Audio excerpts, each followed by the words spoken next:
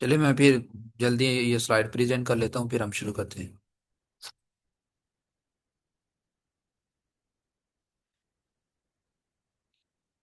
हम ब्रीफ सा ना इंट्रो देख लेते हैं आई कोड का। अस्सलाम वालेकुम टू एवरीवन। तो आई कोड का जो मोटो है वो 3 words share learn and grow के ऊपर है। हम नॉलेज शेयर करते हैं, एक दूसरे के साथ लर्न करते हैं और फिर टुगेदर ग्रो करते हैं। उसके बाद आ जाता है आई कोड का मिशन जो है एम्प्लॉयबिलिटी को इंक्रीज करना है, हाईटेक स्किल्स सिखाना है।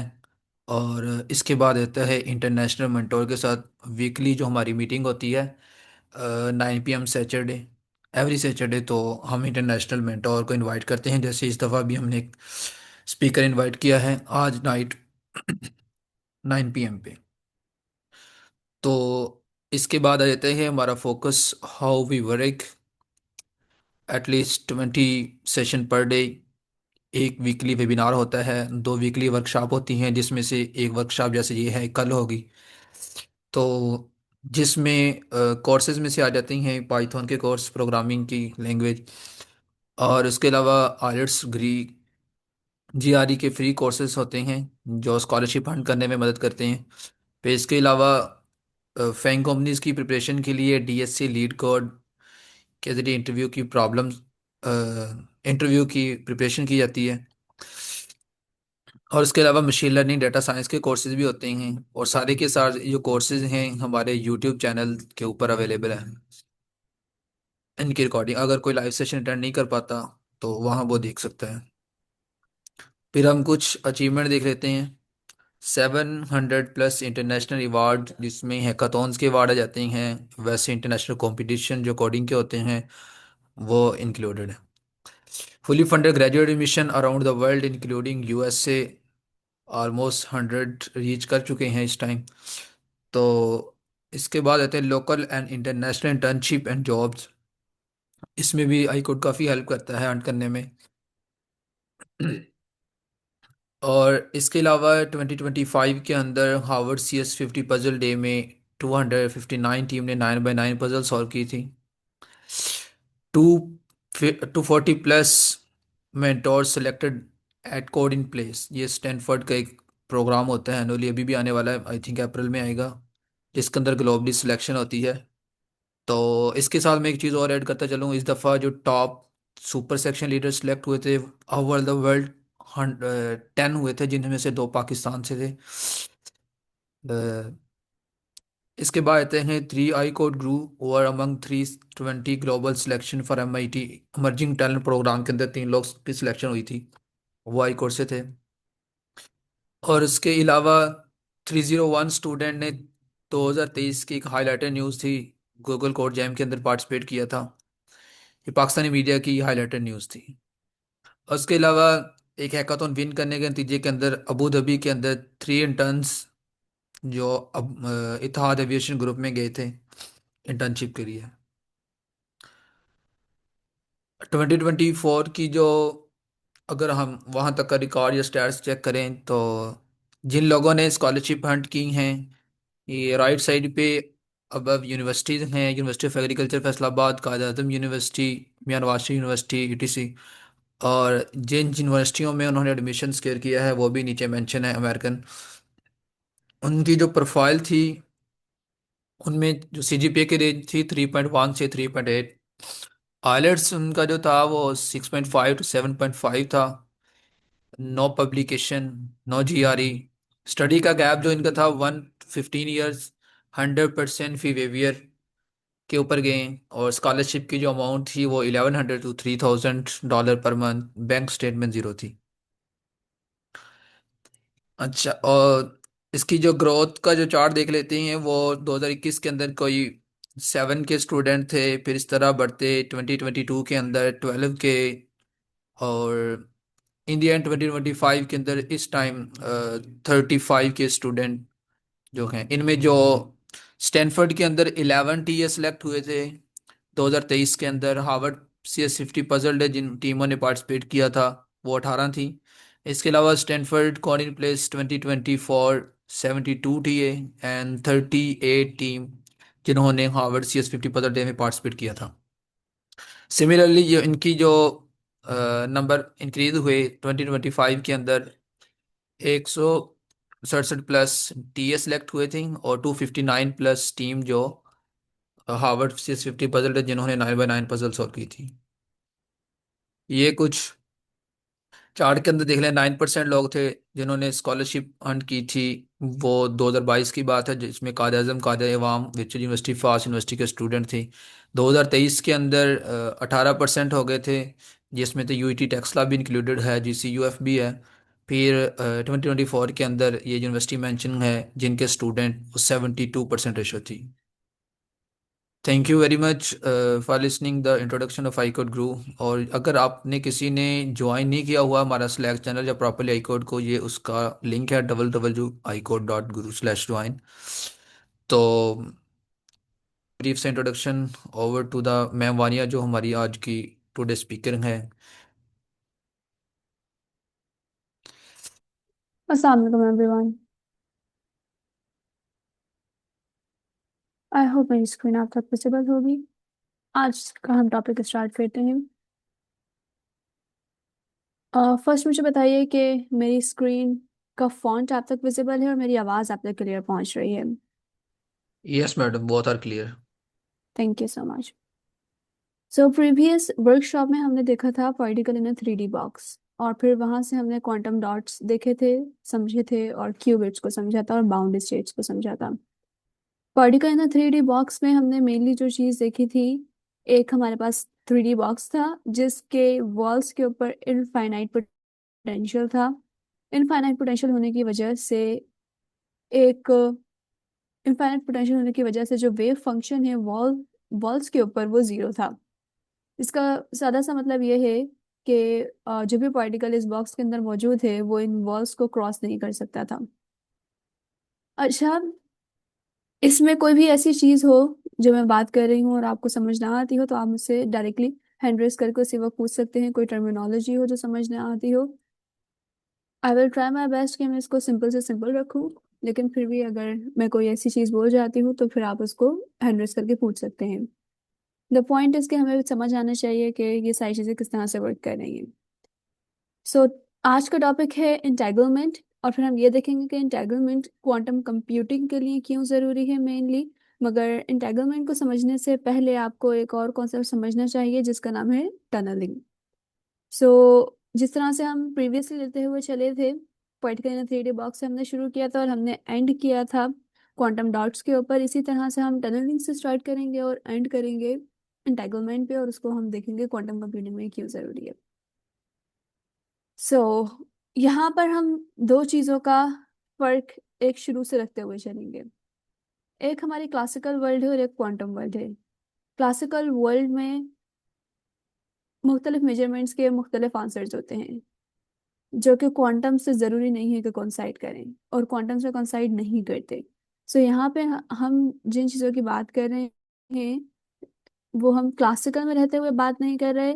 सो बहुत सारी चीज़ों की एनालॉजी एनालॉजी से मुराद ये है कि सिमिलर एग्जैक्टली उसी तरह की चीज़ें आपको क्वांटम में, जैसे पोजीशन है, तो पोजीशन पॉइंट क्वांटम में भी मौजूद होती है और क्लासिकल में भी मौजूद होती है, तो हमें उसको समझने में आसानी हो जाती है। इसी तरह से मोमेंटम हमने क्लासिकल में भी पढ़ा है, तो अगर हम क्वांटम में मोमेंटम की बात कर रहे हैं तो हमें समझने में आसानी होती है। लेकिन कुछ चीज़ें ऐसी भी होती हैं जो क्लासिकल वर्ल्ड में एग्जिस्ट ही नहीं करती।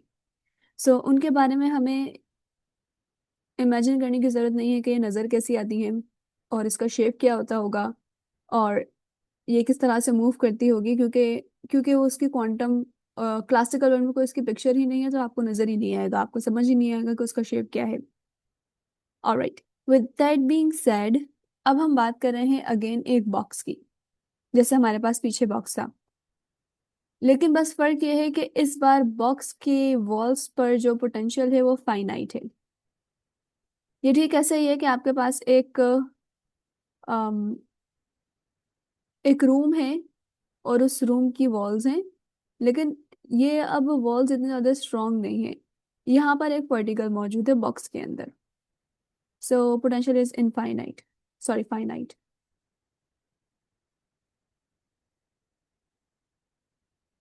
बॉक्स के अंदर एक पार्टिकल मौजूद है, इलेक्ट्रॉन। जहाँ मैं जब भी यहाँ पे आज के वर्कशॉप में पार्टिकल का लफ्ज इस्तेमाल करूंगी, वहाँ पे मुराद इलेक्ट्रॉन ही है। सो इलेक्ट्रॉन के बारे में हमने लास्ट वर्कशॉप में देखा था कि इवन दो हम जानते हैं कि इलेक्ट्रॉन एक पार्टिकल होता है, ये सर्किल सा नजर आता है, लेकिन हम क्वांटम की बात कर रहे हैं तो क्वांटम में कोई भी चीज़ एग्जैक्ट पार्टिकल या एग्जैक्ट वेव नहीं होती। It can be both particle and wave. और हम डी ब्रोगली के थ्रू ये भी जानते हैं कि इलेक्ट्रॉन के पास भी वेव नेचर होती है। जस्ट लाइक वेव्स के पास पार्टिकल नेचर होती है, इसी तरह से पार्टिकल्स के पास भी वेव नेचर होती है। सो ऐसा नहीं है कि ये कोई अलग से वेव नेचर आ गई है। जब आप जूम इन करते हैं चीज़ों को तो फिर आपको जो चीज़ें हैं वो in the form of waves नज़र आती हैं। सो लिहाजा हम क्वांटम की बात कर रहे हैं, यानी कि हमारा स्केल बहुत छोटा है। क्वांटम कोई एक नई चीज़ नहीं है, सिर्फ वो सिर्फ ये होता है कि अगर आप बड़े स्केल के ऊपर बात करें, आप 1 सेंटीमीटर की बात कर रहे हैं, तो आप क्लासिकल में हैं, एक चीज आपको नजर आ रही है, लेकिन आप उसको जूम इन कर दें और अपना स्केल छोटा करते चले जाएं, नैनो पे चले जाएं, या फिर मजीद एक्सपोनेंट -12 पे चले जाएं, -15 पे चले जाएं, -31 पे चले जाएं, तो जितना ज्यादा आप अपना स्केल छोटा करते चले जाते हैं उतना ज्यादा आपको चीज़ों की अलग अलग पिक्चर्स नज़र आनी शुरू हो जाती हैं। तो और अलग अलग बिहेवियर्स नज़र आने शुरू हो जाते हैं। फॉर एग्जांपल, 1 सेंटीमीटर के ऊपर जो इलेक्ट्रॉन आपको एक डॉट की तरह पार्टिकल नज़र आ रहा था, जब आप अपना स्केल छोटा कर देते हैं नैनो के ऊपर या फिर एक्सपोनेंट -12 के ऊपर, तो अब यही इलेक्ट्रॉन आपको वेव नज़र आता है। अब इसकी वेव नेचर डोमिनेट हो जाती है। सो लिहाजा हम इस ये जो हमारा बॉक्स है ये नैनोमीटर्स में है, क्योंकि हमने क्वांटम डॉट्स के हवाले से देखा था लास्ट वर्कशॉप में। हम नैनोमीटर्स के अंदर क्वांटम डॉट प्रिपेयर करते हैं। So it is kind of a quantum dot.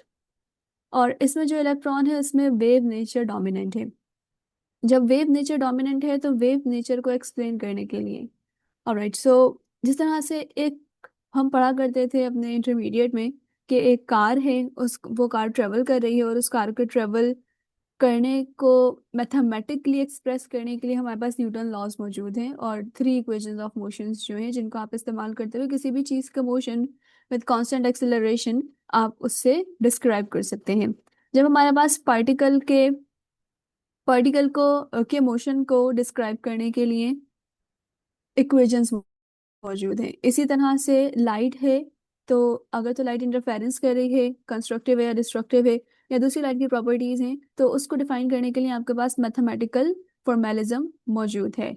So D ब्रोगले ने ये तो कह दिया था कि इलेक्ट्रॉन सिर्फ एक पार्टिकल नहीं है, इलेक्ट्रॉन के पास वेव नेचर भी है, लेकिन इसका कोई मैथमेटिकल एक्सप्रेशन नहीं थी कि अगर तो वो वेव इलेक्ट्रॉन के साथ है तो वो वेव मूव कैसे करती है। इस चीज को मैथमेटिकली सॉल्व किया था शुडिंजर साहब ने, और ये इसीलिए हम यहाँ पे पढ़ते हैं फिर शुडिंजर इक्वेशंस। तो जिस तरह से न्यूटन इक्वेशंस ऑफ मोशंस किसी एक क्लासिकल ऑब्जेक्ट के मोशन को डिस्क्राइब करती हैं, इसी तरह से श्रोडिंगर इक्वेशंस पार्टिकल्स के साथ एसोसिएटेड जो वेव्स होती हैं, वो वेव्स किस तरह से मूव करी हैं विद रिस्पेक्ट टू टाइम। यहाँ पे टाइम इंडिपेंडेंट भी होता है, होती है हमारे पास श्रोडिंगर इक्वेशन, और टाइम डिपेंडेंट भी होती है। लेकिन हम अ, शुरू के शुरू के लेवल पे टाइम इंडिपेंडेंट पढ़ते हैं। हम टाइम को फिलहाल कांस्टेंट कर देते हैं ताकि हम चीज़ों को अच्छे से समझ सकें, उसके बाद फिर हम बाद में टाइम को इंक्लूड करते हैं। विद दैट बीइंग सेड, अगर किसी को कोई क्वेश्चन है तो आप प्लीज़ साथ ही हैंड रेस कर दीजिएगा, ऐसा हम आगे बढ़ते जाएंगे। सो आई होप इसमें इस बात में किसी को कोई कंफ्यूजन नहीं है कि एक इलेक्ट्रॉन है, लेकिन उस इलेक्ट्रॉन के साथ जो वेव एसोसिएट है, हम उस वेव की नेचर के ऊपर बात कर रहे हैं, हम पार्टिकल नेचर के ऊपर बात नहीं कर रहे। मैडम मेरा एक क्वेश्चन है। जी जी कहिए। आपने कहा कि इलेक्ट्रॉन का जो है वो वेव नेचर डोमिनेंट है पार्टिकल नेचर पे। तो हम्म। ये बात आप किस बुनियाद पर कह मतलब इसकी पीछे रीजन क्या है कि ये क्यों डोमिनेंट है वेव नेचर। ओके, सर एक पिक्चर होती है, ये स्क्रीन ही है हमारे सामने, चलें इसी को कर लेते हैं। मैं फिलहाल अपनी मैक्सिमम जूम इन पर हूँ। सो हमारे पास कोई भी एक पिक्चर होती है, आई एम नॉट श्योर मेरे पास कोई है या नहीं।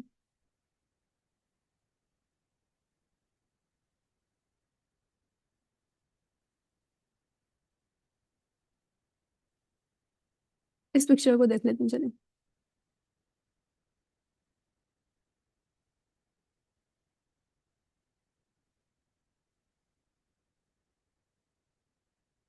थोड़ा सा मेरा लैपटॉप स्लो है, बी दैट। ये पिक्चर आपको बिल्कुल नजर आ रही है, इसमें मुख्तलिफ चीजें हैं, ये मुख्तलिफ डॉट्स हैं, मुख्तलिफ कलर्स हैं। नाउ अब मेरा आपसे सवाल है कि पहले आपको एक मुकम्मल पिक्चर नजर आ रही थी जिसमें मुख्तलिफ कलर थे, अब आपको सिर्फ ये पर्पल कलर क्यों नजर आ रहा है? इस जूम होगा। एग्जैक्टली जूम हो गया। जी। तो जब आप एक इलेक्ट्रॉन की बात कर रहे हैं, हमारे पास जो, अब इसे कैंसिल कर देते हैं, हमारे पास एक एटम होता है, एटम के अंदर न्यूक्लियस है और मुख्तलिफ इलेक्ट्रॉन प्रोटॉन और मुख्तलिफ चीजें हैं। लेकिन अब मैं इसको जूम कर दूं, ठीक है, तो फिर अब मुझे क्या चीज नजर आएगी? सिर्फ वेव नजर आएगी। क्यों? अब मुझे वेव क्यों नजर आ रही है? इसकी वजह ये है, अम, इसकी वजह ये है कि जो हमारा इलेक्ट्रॉन था नॉर्मली इस तरह से आपको सर्किल नजर आता है। सही। फिर मिनट ही मेरा, एनीवेज इस तरह से सर्किल नजर आता है, लेकिन इस सर्किल के अंदर ना ऐसी वेव्स होती हैं। तो जब आप इसको जूम आउट करते हैं तो वो आपको सर्किल नजर आता है ऐसा, और जब आप इसको जूम इन कर देते हैं तो फिर ये आपको सिर्फ वेव्स नजर आती हैं, क्योंकि हम छोटे स्केल पे बात कर रहे हैं, सिर्फ और सिर्फ इतना फर्क है। सही सही। Thank you madam. ओके, ये आपने क्वेश्चन वैसे बहुत अच्छा किया, इस क्वेश्चन को क्लियर होना जरूरी था आगे पूरे टॉपिक को समझने के लिए। सो अब हमारे पास एक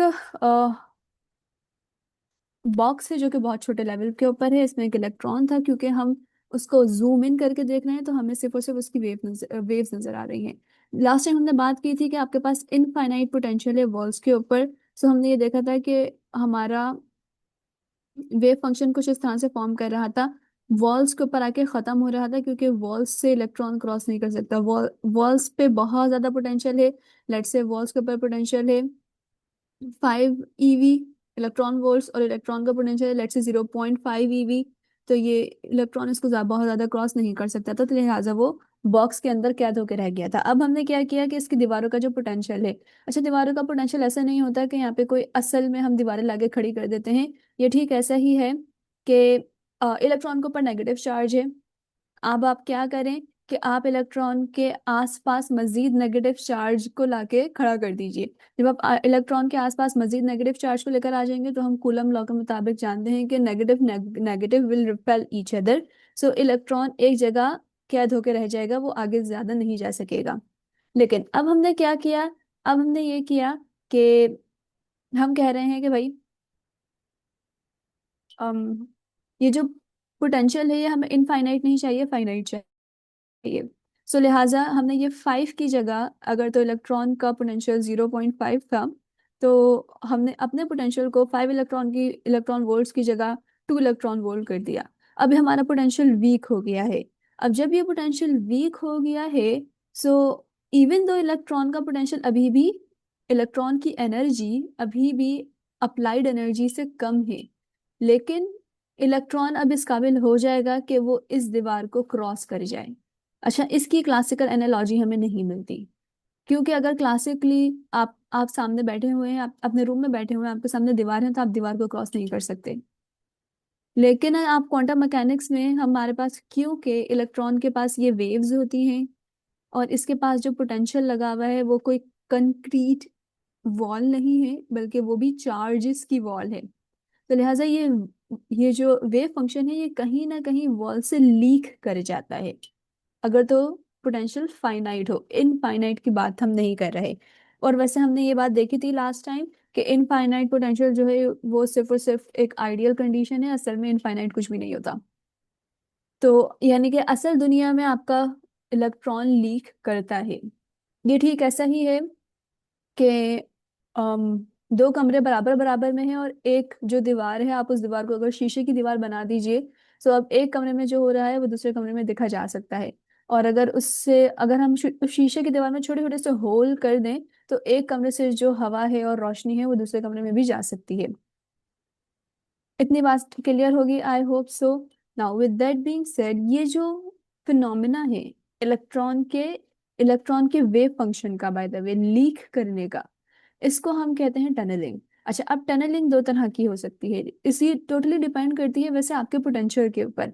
आप आपने अगर देखें, इसका पोटेंशियल अभी 2 इलेक्ट्रॉन वोल्ट है और हमारे इलेक्ट्रॉन का 0.5 इलेक्ट्रॉन वोल्ट पोटेंशियल था। सो अगर तो मैं इसका पोटेंशियल 1 कर दूं तो वेव फंक्शन ज्यादा लीक करेगा, और अगर तो मैं इसको 2 से 2.5 कर दूं तो पहले के मुकाबले में वेव फंक्शन कम लीक करेगा। यानी कि जितना ज्यादा आप अपने पोटेंशियल को एडजस्ट करेंगे उतनी ज्यादा टनलिंग क्या होती जाएगी, एडजस्ट होती जाएगी। अच्छा, अब टनलिंग दो तरह की होती है। एक तो ये है कि हमने दो दो बॉक्सेस को बराबर बराबर रखा हुआ है, और यहाँ पर भी फिलहाल ये वाला बॉक्स खाली है हमारे पास, इसमें कुछ नहीं है। हम एक ही इलेक्ट्रॉन को लेके चलते हैं, एक इलेक्ट्रॉन इस बॉक्स में था। सो इलेक्ट्रॉन का वेव फंक्शन हमने क्या कहा कि चूंकि पोटेंशियल फाइनाइट है तो लिहाजा वो लीक कर जाएगा। तो एक टनलिंग क्या होगी कि इलेक्ट्रॉन मुकम्मल लीक कर कर इस बॉक्स में शिफ्ट हो जाए। सो अब पहले इलेक्ट्रॉन जो सिर्फ इस बॉक्स में ट्रैप था, अब ये इन दो बॉक्सेस में वो ऑसिलेट करेगा। ऑसिलेट से मुराद ये है कि इधर उधर जाएगा, अपने अपनी मूवमेंट को बरकरार रखेगा। ठीक है। एक एक टनलिंग होती है हमारे पास वर्चुअल टनलिंग, जिसमें इलेक्ट्रॉन का वेव फंक्शन सिर्फ लीक करता है, इलेक्ट्रॉन फिजिकली उधर नहीं जाता। और हम ये कंट्रोल करवाते हैं पोटेंशियल के जरिए। अगर आपने बस हल्का सा पोटेंशियल को लोअर किया है कि इलेक्ट्रॉन का सिर्फ कुछ हिस्सा ही जा सकता है दूसरी तरफ, तो हम उसको कहेंगे कि इलेक्ट्रॉन मुकम्मल तौर पर दूसरे बॉक्स में शिफ्ट नहीं हो गया है। यहाँ तक के कोई क्वेश्चन है तो बताइए, वरना हम आगे चलते हैं।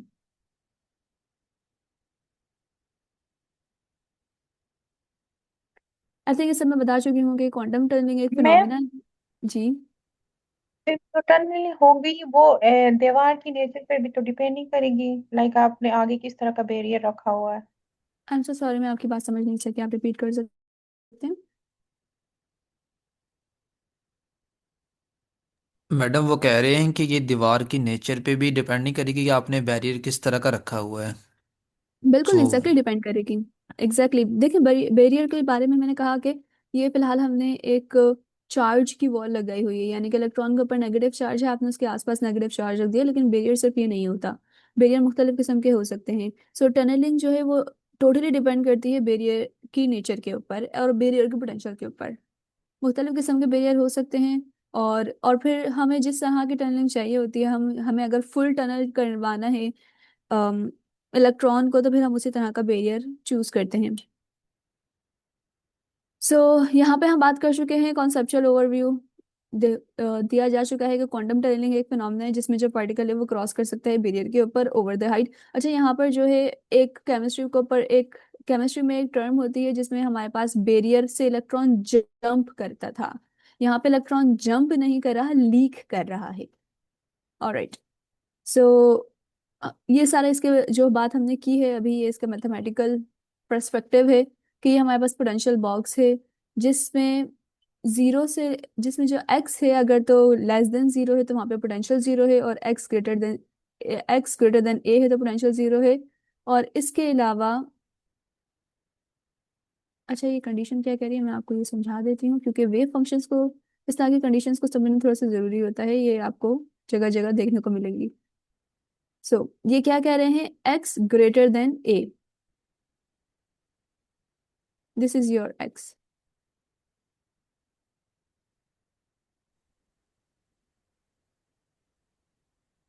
यहाँ पे जीरो आएगा, यहाँ पर ए आएगा। एक्स जो है अगर तो ग्रेटर देन ए है, और फिर अगर मैं इसको यहाँ पे लगा दूं तो ये क्या हो जाएगा, जीरो जो है वो हमारे पास, और यहाँ पे एक्स जो है वो लेस देन जीरो है। सो इस जगह के ऊपर हमारे पास सिर्फ इस जगह के ऊपर आपके पास पोटेंशियल जीरो है, क्योंकि हम देख सकते हैं अगर तो एक्स लेस देन जीरो है, x is less than zero, potential zero है। एक्स इज ग्रेटर देन ए, तो हमारे पास पोटेंशियल जीरो है इस वाले रीजन में। इसके अलावा जो रीजन है, यानी कि जीरो के इस तरफ वाला और इस तरफ वाला वहां पे पोटेंशियल वी नॉट है। वी नॉट का मतलब है कोई भी वैल्यू है। लास्ट टाइम जब हम ये वेव फंक्शन की जो हम लिमिट्स देख रहे थे उस वक्त यहाँ पे इनफाइनाइट था। Alright, with that being said, अच्छा अब यहाँ पे अगर आप नोटिस करें, सो ये जीरो है और फिर ये लेस देन है और फिर ये भी लेस देन है, तो यहाँ पे ये साइंस उल्टी हैं। तो कहीं आप ये कंफ्यूज नहीं कर लीजिएगा कि इस रीजन के अंदर वी नॉट है। So that's how we read these things. उसके बाद टाइम इंडिपेंडेंट श्रोडिंगर इक्वेशन आ जाती है। अगेन हमने जैसे पहले बताया था, ये इक्वेशन ऑफ मोशन है for the wave associated with the particles. Particles के साथ जो वेव एसोसिएट होती है वो किस तरह से मूव कर रही होती है, इसको हम जानने के लिए श्रोडिंगर इक्वेशन का इस्तेमाल करते हैं। और यहाँ पे हम टाइम को कंसिडर नहीं कर रहे, टाइम को हम बाद में करेंगे। सो ये आपके पास ये वाली जो टर्म है ये पोटेंशियल एनर्जी को डिस्क्राइब करती है, सॉरी काइनेटिक एनर्जी को डिस्क्राइब करती है, h/2m। ये आपके पास पोटेंशियल है और ये आपके पास टोटल एनर्जी है। ऑलराइट, सो वेव के मोशन को डिस्क्राइब करने के लिए आप पोजीशन और मोमेंटम का ज़्यादातर इस्तेमाल नहीं करते। आप एनर्जीज की टर्म में बात करते हैं, आप कहते हैं टोटल एनर्जी जो है वेव फंक्शन की। ये जाई एक सिंबल है जो कि वेव फंक्शन को रिप्रेजेंट करने के लिए इस्तेमाल होता है। जिस तरह से पोजीशन को रिप्रेजेंट करने के लिए आप एक्स इस्तेमाल करते हैं और मोमेंटम को रिप्रेजेंट करने के लिए आप पी इस्तेमाल करते हैं, टाइम को रिप्रेजेंट करने के लिए टी इस्तेमाल करते हैं, इसी तरह से वेव के वेव को रिप्रेजेंट करने के लिए आप ये जाय इस्तेमाल करते हैं। और क्योंकि हम वेव के पोजीशन को रिप्रेजेंट कर रहे हैं तो लिहाजा हमने जाय ऑफ एक्स, क्योंकि जाय है फंक्शन ऑफ एक्स का। अगर हम वेव के मोमेंटम को कर रहे होते तो हम यहाँ पे फाई इस्तेमाल करते, वो एक अलग सिंबल है। विद दैट बीइंग सेड कि जाय हमारे पास वेव फंक्शन है जो कि वेव को डिस्क्राइब कर रहा है। यहाँ एक्स लिखा हुआ है, इसका मतलब ये है कि आप पोजीशन को बात कर रहे हैं। नाउ ये किसके ऊपर डिपेंड करिए, आप एनर्जी की बात कर रहे हैं। सो टोटल एनर्जी बराबर है किसकी, काइनेटिक एनर्जी के और पोटेंशियल एनर्जी के। और ये सेकंड डेरिवेटिव है वेव फंक्शन का और ये सिर्फ वेव फंक्शन है। सो आई थिंक ये क्लियर है, ये सिर्फ और सिर्फ it's pretty like law of conservation of energy. So region one की अब हम बात कर रहे हैं कि जहाँ पर वेव फंक्शन मौजूद है। अच्छा, अगर आपको फिजिक्स से बैकग्राउंड नहीं है तो आपको इन सारी चीज़ों पर इतना स्ट्रेस देने की जरूरत नहीं है, अगर ये आपको समझना है तो भी ठीक है। सो हमने मैडम अपने, जी, एक चीज कर दूं ऐड? ये जो ऊपर वाली जो मेन इक्वेशन है ना, इसका इंटीग्रेशन लेने के बाद जो ऊपर लिखी हुई है H square kinetic potential energy is equal to वो, तो एक हम्म, साइड वाली चीजें जीरो कर लेते हैं, मतलब डेप्थ में जाने की जरूरत नहीं है। तो इंटीग्रेशन लेने के बाद जो नीचे फाइव इक्वल टू सी की पावर लिखा हुआ है ना, सारा आंसर बनाया हुआ है ये, मतलब फिर दो, मतलब दो दफा ऊपर डेरिवेटिव है ना ये डी स्क्वायर, उसको डबल इंटीग्रेशन करने के बाद इसके जीरो निकाल लेते हैं, फिर ये नीचे वाली इक्वेशन प्रूव हो जाती है कि मुझे अब वो टर्म माइंड से निकल गई, ए ई की पावर प्रयोग। तो इसकी दो इक्वेशनें बन जाती है, एक ए बी के साथ और एक सी के साथ। तो बाकी सो आगे मेरे ख्याल नीचे होगा शायद, लाइक हम अ बिल्कुल डीप ऐसे ही फिनोमेना करते इन हैं। मैथ। हाँ, सो हम श्रोडिंगर इक्वेशन को सॉल्व करने के लिए इसको, क्योंकि सेकंड डेरिवेटिव है, तो आप इसको जब इंटीग्रेट करते हैं तो फिर आप ये फर्स्ट डेरिवेटिव में आ जाते हैं और फिर वहां से आपके पास फर्स्ट डेरिवेटिव को सॉल्व करना अ, आसान होता है। लेकिन यहाँ पे हमें एक चीज करनी है, रीजंस, बाउंड्री कंडीशंस को आप स्किप नहीं कर सकते। सो आप जो अभी हम कर रहे हैं, बाउंड्री कंडीशंस को लगा रहे हैं। वैसे हम उसके बाद बाउंड्री कंडीशंस को लगाने के बाद ये वाला काम करेंगे। सो बाउंड्री कंडीशंस को हमें लगाना है कि हमने ये अपने पूरे वेव फंक्शन को मुख्तलिफ रीजन्स के अंदर डिवाइड कर दिया है। एक रीजन है रीजन वन, जहाँ पे इसको हमने कहा है रीजन वन, जहाँ पे इलेक्ट्रॉन मौजूद है। और एक को हमने कहा है कि reason three, and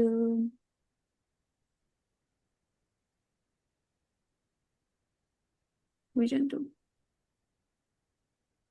if I am not wrong. Madam ये A B no, C and D, ये नहीं है इसकी कंडीशंस? बताते हैं आपको। ओके। ऑलराइट, सो ये है हमारे पास रीजन टू और ये है हमारे पास रीजन वन, सबसे लास्ट वाला, और ये है रीजन थ्री। ठीक है, ए बी सी डी और एफ, ये पांच वेरिएबल्स हैं और ये डिफाइन कर रहे हैं वेव का एम्पलीट्यूड। अब हमारे पास एक वेव होती है। अच्छा, अब ये ई एक्स ई आई के एक्स के हमारे पास मोमेंटम है, एक्स पोजीशन है। मोमेंटम से मुराद ये है कि फेज है एक्चुअली। क्योंकि हम जानते हैं P is equals to H K. So के बेसिकली हमारे पास फेज होता है और P हमारे पास मोमेंटम होता है, क्योंकि आप अगर फेज को मल्टीप्लाई करवाएं एच कट से तो आपके पास मोमेंटम आ जाता है, लिहाजा आप के को मोमेंटम ही कंसीडर करते हैं। सो ये आपके पास के मोमेंटम बताता है, एक्सपोजिशन बताता है, आई आपके पास कॉम्प्लेक्स नंबर शो कर रहा है, नेगेटिव शो कर रहा है कि ये फंक्शन डिके कर रहा है। अच्छा, नेगेटिव डायरेक्शन है हमारे पास। सो अब हमारे पास क्या हो रहा है कि एक वेव है हमारे पास जिसमें यहाँ पर मौजूद है। ये वेव क्या कर किया इस वेव ने, इस वक्त इसका एम्पलीट्यूड था सी।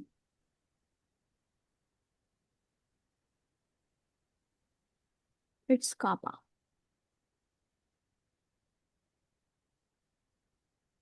ऑलराइट। सो यहाँ पे थोड़ी सी एक प्रॉब्लम है जिसको मुझे सही करना पड़ेगा, लेकिन मैं आपको वैसे समझा देती हूँ, क्योंकि हम दो बॉक्सेस की बात कर रहे हैं। हम दो बॉक्सेस की बात कर रहे हैं यहाँ पे, और यहाँ पर भी फिर पोटेंशियल जीरो नहीं है।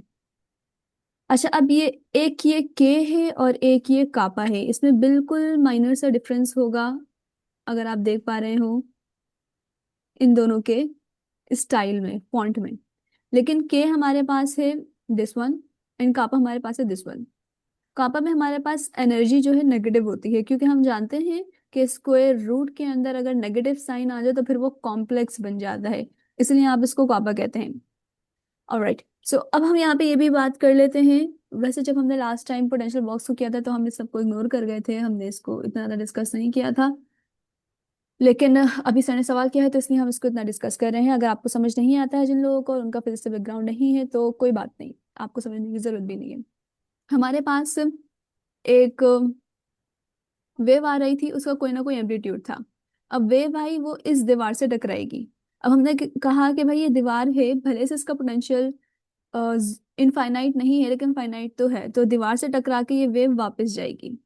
तो जब ये वेव वापस जाएगी तो इसका मैग्नीट्यूड जो है, एम्पलीट्यूड कुछ ना कुछ चेंज हो जाएगा। तो जब इसका एम्पलीट्यूड कुछ ना कुछ चेंज हो जाएगा लेकिन इसकी डायरेक्शन नेगेटिव हो जाएगी, तो लिहाजा ए हमारे पास इंसिडेंट वेव थी with some momentum and with some position, और बी हमारे पास वो रिफ्लेक्टेड एम्पलीट्यूड था, और माइनस आपको क्या शो कर रहा है कि माइनस आपके पास ये शो कर रहा है कि भाई नेगेटिव ये, डायरेक्शन में है वो। हाँ वो पलट गई है, वो एग्जैक्टली वही वेव पलट गई है। अब लेकिन यहाँ पे के क्या है, यहाँ पे के है जो कि एनर्जी को रिप्रेजेंट कर रहा है। अच्छा, यहाँ पे के कॉम्प्लेक्स नहीं है, क्योंकि आप यहाँ पे देख पा रहे हैं कि कोई भी नेगेटिव साइन इसमें मौजूद नहीं है, अंडर रूट में मौजूद नहीं है।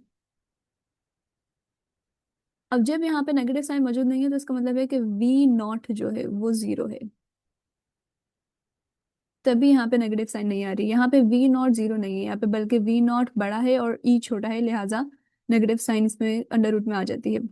सो यहाँ पे वी नॉट जीरो था, इलेक्ट्रॉन आसानी से मूव कर रहा था। लेकिन हम जानते हैं क्योंकि जिस दीवार से टकराया उस दीवार के ऊपर, ये जिस दीवार से टकराया उस दीवार के ऊपर क्या था, पोटेंशियल इनफाइनाइट नहीं था, एक छोटा सा पोटेंशियल था, तो लिहाजा इलेक्ट्रॉन लीक भी करेगा। तो अब जब इलेक्ट्रॉन लीक करेगा तो उसका कोई ना कोई एम्पलीट्यूड चेंज होगा, जाहिर सी बात है। अगर तो वो पहले किसी और फ्रीक्वेंसी से वो मूव कर रहा है तो अब किसी और फ्रीक्वेंसी से मूव करेगा, उसका एम्पलीट्यूड चेंज होगा और उसका वेव फंक्शन भी चेंज होगा। क्यों? क्योंकि अब वो एक ऐसी जगह पर है जहां पर पोटेंशियल जीरो नहीं है। लेट से इस बैरियर के ऊपर पोटेंशियल वी नॉट है, वी नॉट ये कोई ना कोई वैल्यू है, और उसकी एनर्जी इलेक्ट्रॉन की एनर्जी से ज्यादा है। सो अब इस स्क्वायर रूट के अंदर नेगेटिव साइन आ गया, तो लिहाजा अब आपका वेव फंक्शन जो है वो कापा में चला गया, स्क्वायर रूट के अंदर नेगेटिव साइन आ गया है, कॉम्प्लेक्स हो गया है।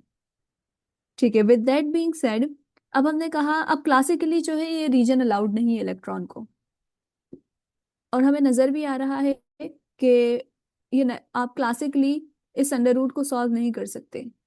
सो लिहाजा ये बात जो है क्लासिकल मैकेनिक्स में, ये क्लासिकल वर्ल्ड में बिल्कुल 100% अग्री करती है कि भाई आप इसको सॉल्व नहीं कर सकते, और लिहाजा इसलिए आपको इस तरह की चीजें क्लासिकल में देखने को नहीं मिलती है। सो अब आप, मैडम, जी मैडम ये जो आपने कहा था इंसिडेंट और रिफ्लेक्टेड, वो ए रीजन की एक साइड पे होगा, रीजन वन के अंदर। हम्म। जब कापा की फॉर्म में चलेगी तो वो ट्रांसमिट कर गई, आगे निकल गई। तो वो आपने पहले वाला सी ले लिया, ये इसके साथ भी एक नेगेटिव बन गया। वो कैसे, वो नहीं मुझे समझ आई। अच्छा, देखिए अब हमारे पास एक वॉल थी ना। अभी तक के हमने ये क्या है, यहाँ से इंसिडेंट हुआ, यहाँ से रिफ्लेक्ट हो गया, ए और बी ये क्लियर हो गया, रीजन वन की बात हो गई। अब हम रीजन टू में आ गए, दिस इज रीजन टू। अब रीजन टू में हमने कहा कि कुछ ना कुछ वेव जो है वो लीक भी करी थी।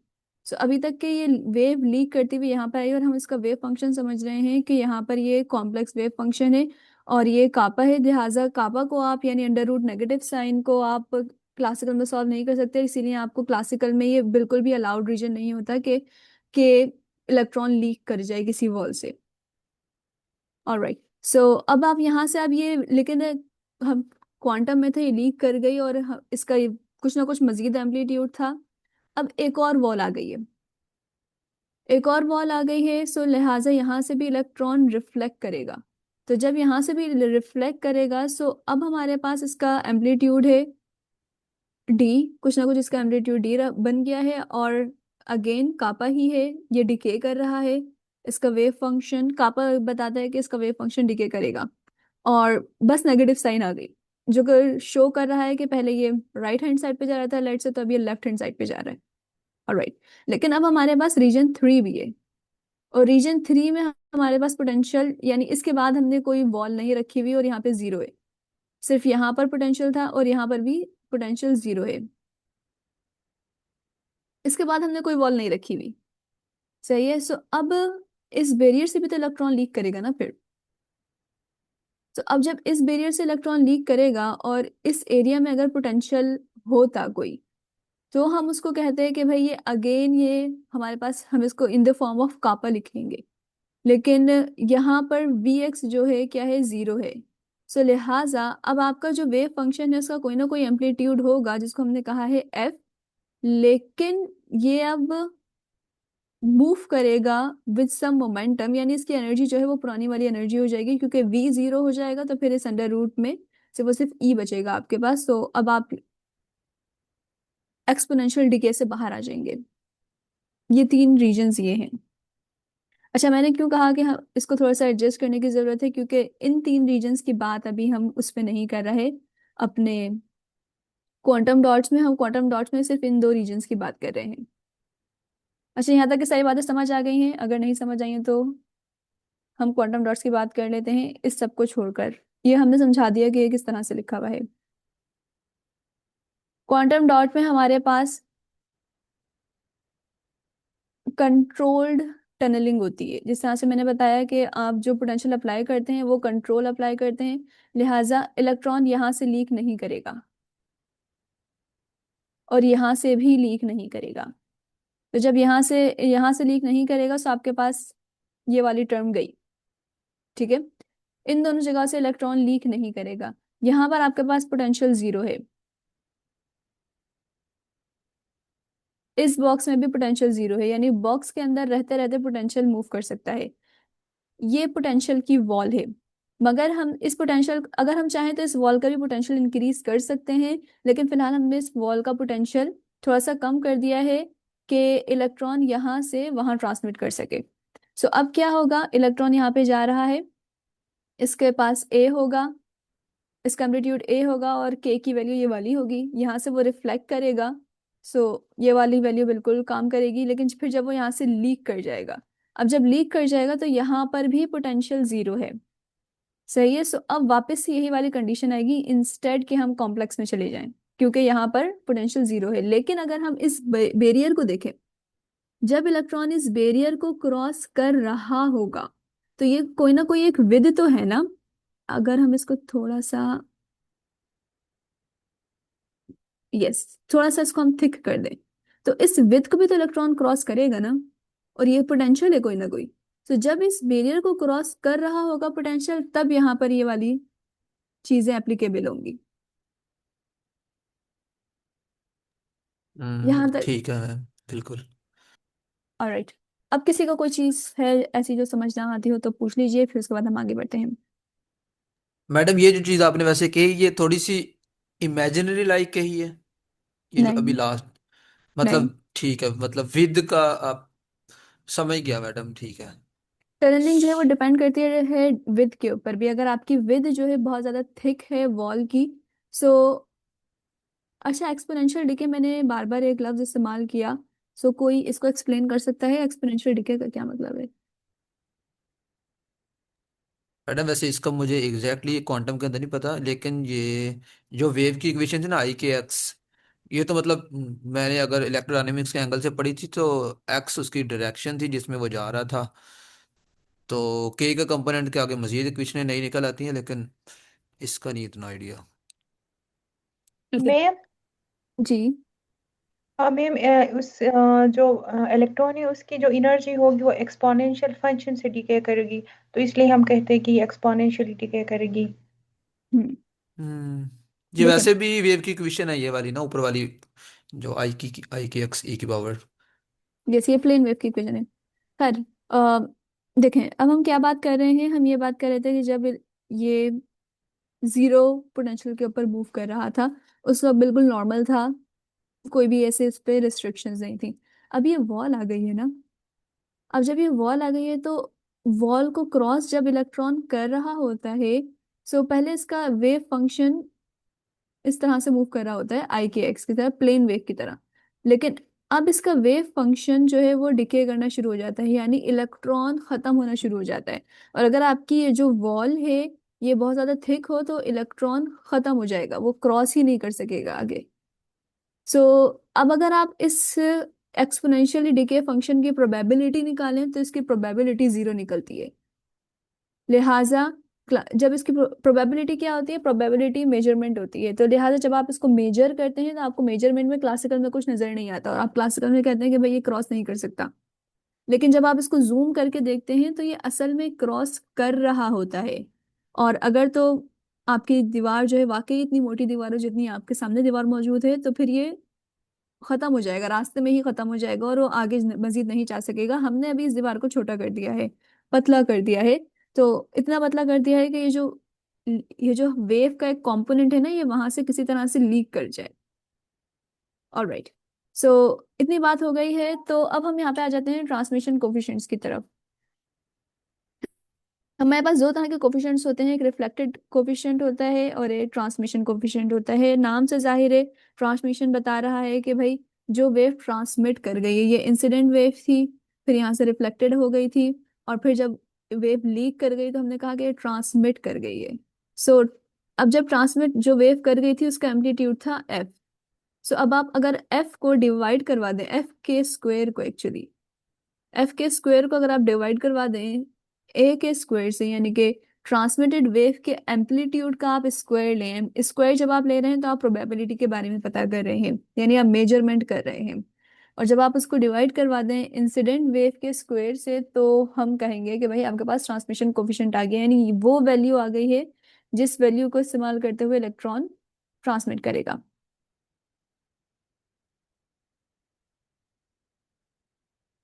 ऑलराइट, सो हमारे पास इसकी फिजिकल इंटरप्रिटेशन थी कि वी के जो वेव फंक्शन है वो लीक कर जाएगा, ये हम बता मैडम, चुके हैं। जी।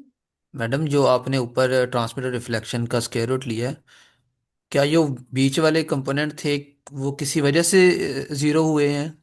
मुझे लाइक अभी ना कंफर्म माइंड इसके बारे में बना नहीं है। अगर आप ए वाली लेते हैं तो ए के अंदर तो के दूसरा है, छोटा, इधर लाइक अगर एफ ऊपर वाला ले लेते। अच्छा, कैंसिल कौन सा, मुझे ये नहीं मैडम समझ आई, ये आपके पास। ओके, देखिए हम इतनी बात समझ गए हैं कि ए क्या है। ए जब यहाँ से जाएगा, और जब बी है कि जब वो रिफ्लेक्ट हो जाएगा। Now the assumption is A is equals to B. A का जो एम्पलीट्यूड होगा वही बी का एम्पलीट्यूड होगा। अब जब यस, वेव बैरियर को क्रॉस कर रही है उस वक्त हमारे पास क्या है, सी और डी है, ठीक है। ठीक है। लेकिन लेकिन इस वक्त जो टनलिंग अभी जो हम पढ़ेंगे, इसमें हम सी और डी के जो कोफिशिएंट्स है वो हम नहीं निकाल रहे, वैसे आप इसको भी निकाल सकते हैं बाय द वे। सो इस वक्त हमारे पास सी और डी है। हम जिस कोफिशिएंट की बात कर रहे हैं वो ट्रांसमिटेड कोफिशिएंट है। अच्छा, मैंने इसकी प्रोबेबिलिटी की बात की थी। अब ये देखें, ये वेव फंक्शन जो है ये सी प्लस डी है। अब आप अब इस पूरे वेव फंक्शन की जब प्रोबेबिलिटी लेंगे ना, तो वो प्रोबेबिलिटी जीरो निकलेगी, यानी कि यहाँ पे करंट जो है वो जीरो निकलेगा। तो जब करंट जीरो निकलता है तो इसलिए फिर ये क्लासिकली यहाँ पे कोई भी चीज मौजूद नहीं होती। यानी कि मैं आपको जो जीरो करने की बात कर रही थी वो मैं ये बात कर रही थी क्लासिकल में आप कब एंटर होते हैं। इसकी एग्जांपल मैंने लास्ट वर्कशॉप में दी थी कि आपके पास एक कॉइन है, आपने कॉइन को ऊपर हवा में उछाला। अब हवा में मौजूद है कॉइन। अभी वो उस वक्त हेड भी हो सकता है, टेल भी हो सकता है, और वो दोनों भी हो सकता है। लेकिन अब जब कॉइन आपके हाथ में आ गया तो वो या तो हेड है या तो वो टेल है। सो अब जब आपके हाथ में कॉइन आ गया है, जब आपने मेजरमेंट कर लिए, तब आप क्लासिकल वर्ल्ड में हैं। क्वांटम में जब भी आप मेजरमेंट कर लेते हैं तब आप क्लासिकल वर्ल्ड में एंटर हो जाते हैं, क्योंकि मेजरमेंट टूल्स जो है वो आपके पास क्लासिकल है। आपके पास डिटेक्टर है तो वो आपके पास डिटेक्टर मौजूद है, आपको नजर आ रहा है, आप उसको हैंडल कर सकते हैं। राइट। जी मैडम। तो अब जब आप ये सी प्लस डी, इस पूरे वेव फंक्शन का जब आप स्क्वायर करेंगे तो इसका करंट यानी फ्लो इसका जीरो निकलेगा। ठीक है। ये मेजर नहीं होगा, ये मैं बताना चाह रही हूँ। लेकिन अगर आप इसका कोफिशिएंट निकालना चाहें तो वो तो ऐसे ही निकलेंगे। आप इसके एम्पलीट्यूड यानी सी को आप पता करें। जी जी। अब हम इन इक्वेशंस को हम साइमल्टेनियसली सॉल्व करते हैं, इसका डेरिवेटिव लेते हैं, इसमें इनिशियल कंडीशन पुट करते हैं, और फिर आपके पास A B C D F पांचों एम्पलीट्यूड्स निकल जाते हैं। आप पांचों वैल्यूज निकाल सकते हैं। बस हम उसमें कंडीशन पुट कर देते हैं सिंपलिसिटी के लिए कि ए बराबर है बी के। लेकिन अगर आप ये भी पुट ना करें तो आप बी भी निकाल सकते हैं, जो कि बराबर ही निकलेगा बाय द वे। सही है। सो अभी हम क्या करना चाह रहे हैं। और अच्छा, अब ए तो इंसिडेंट एम्पलीट्यूड है ना, बी रिफ्लेक्टेड एम्पलीट्यूड है। और अगर आप क्लासिकली फॉरबिडन रीजन की बात करें तो सी आपके पास इंसिडेंट है और डी आपके पास रिफ्लेक्टेड है। ऐसे ही है। और अब आप ट्रांसमिटेड रीजन की बात करें तो एफ आपके पास ट्रांसमिटेड है। जी ऐसे ही है।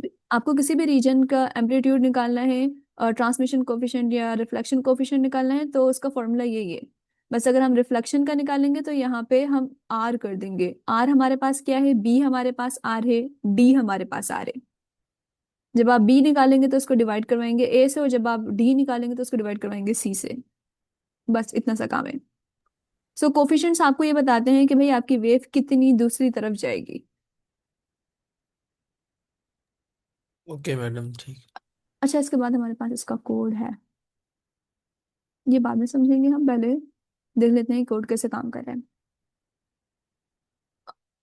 नम पाई से और साई पाई से तो हम पहले से वाकिफ होंगे। इफ नॉट तो नम पाई हमारे पास लाइब्रेरी है जो आपको एरेज से मैनिपुलेट करवाती है। और लीनियर अलजेब्रा आप इसके साथ अच्छे से सॉल्व कर सकते हैं।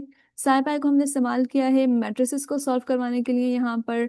और टाइम एवेल्युएशन को बताने के लिए। अच्छा, मैंने टाइम एवेल्युएशन को नहीं बताया है आपको, चलिए वो भी बताएंगे।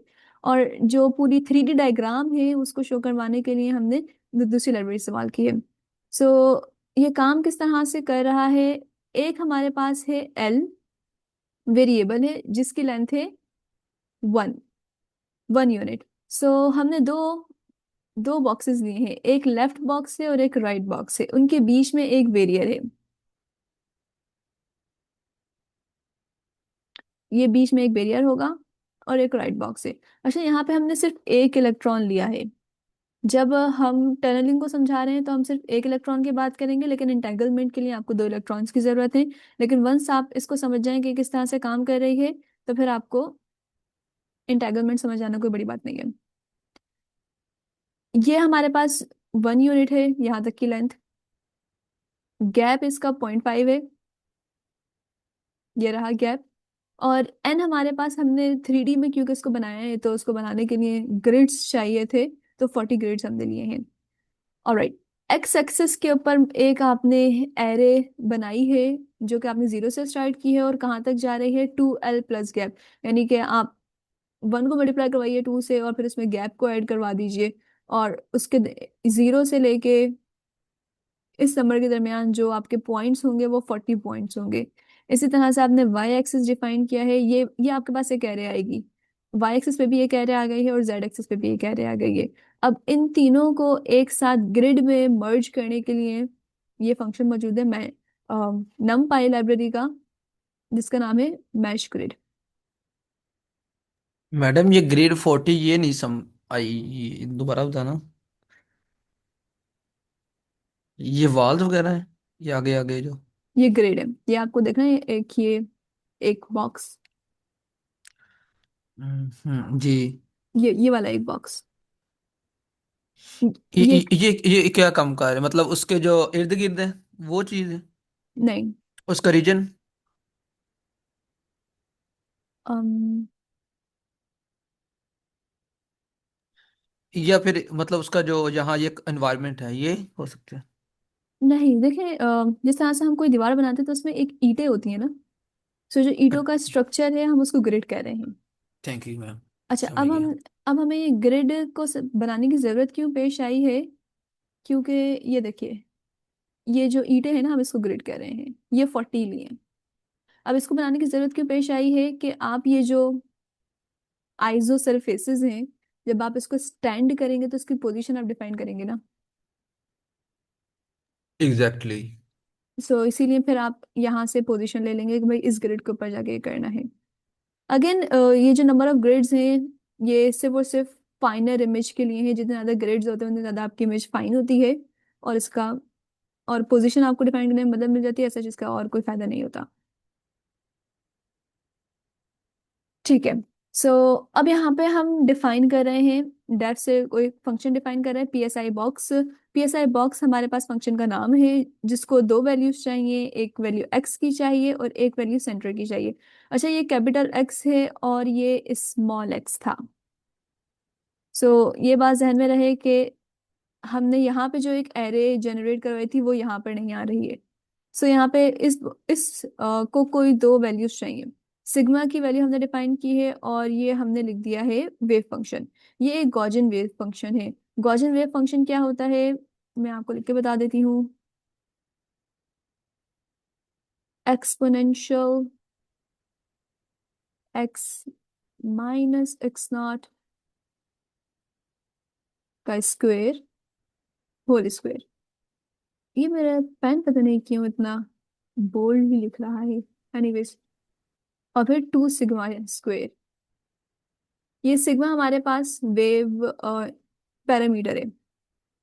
गॉसियन वेव फंक्शन कुछ इस तरह से नजर आता है। हमने जो इलेक्ट्रॉन का वेव फंक्शन लिया है इनसाइड द बॉक्स, हमने इसको गॉसियन लिया है। गॉसियन लेने का फायदा ये है कि इसमें टेल्स होती हैं। सो आपको लीकेज जो है वो आसानी से आप उसको उसको एब्जॉर्ब ऑब्जर्व कर सकते हैं। सो सेंटर में बॉक्स के ये वेव फंक्शन मैक्सिमम है, यानी ज्यादातर जो इलेक्ट्रॉन पाया जाता है वो बॉक्स के सेंटर में पाया जाता है। वॉल्स पर भी ये थोड़ा थोड़ा पाया जाता है। और हमने देखा था पिछले वर्कशॉप में कि हमारा वेव फंक्शन कुछ इस तरह का आ रहा था 3D में, राइट? क्योंकि वो वॉल्स के ऊपर जीरो हो रहा था। यहाँ पर ये वॉल्स के ऊपर जीरो नहीं हो रहा, लेकिन आपको ये लेकिन ये मुकम्मल जीरो भी नहीं है और मैक्सिमम भी नहीं है, कुछ ना कुछ वैल्यू इसकी मौजूद है। सो सिग्मा क्या है? सिग्मा इसकी लेंथ है, जहां तक कि ये डिस्ट्रीब्यूट हुआ हुआ है इसको हम सिग्मा कहते हैं।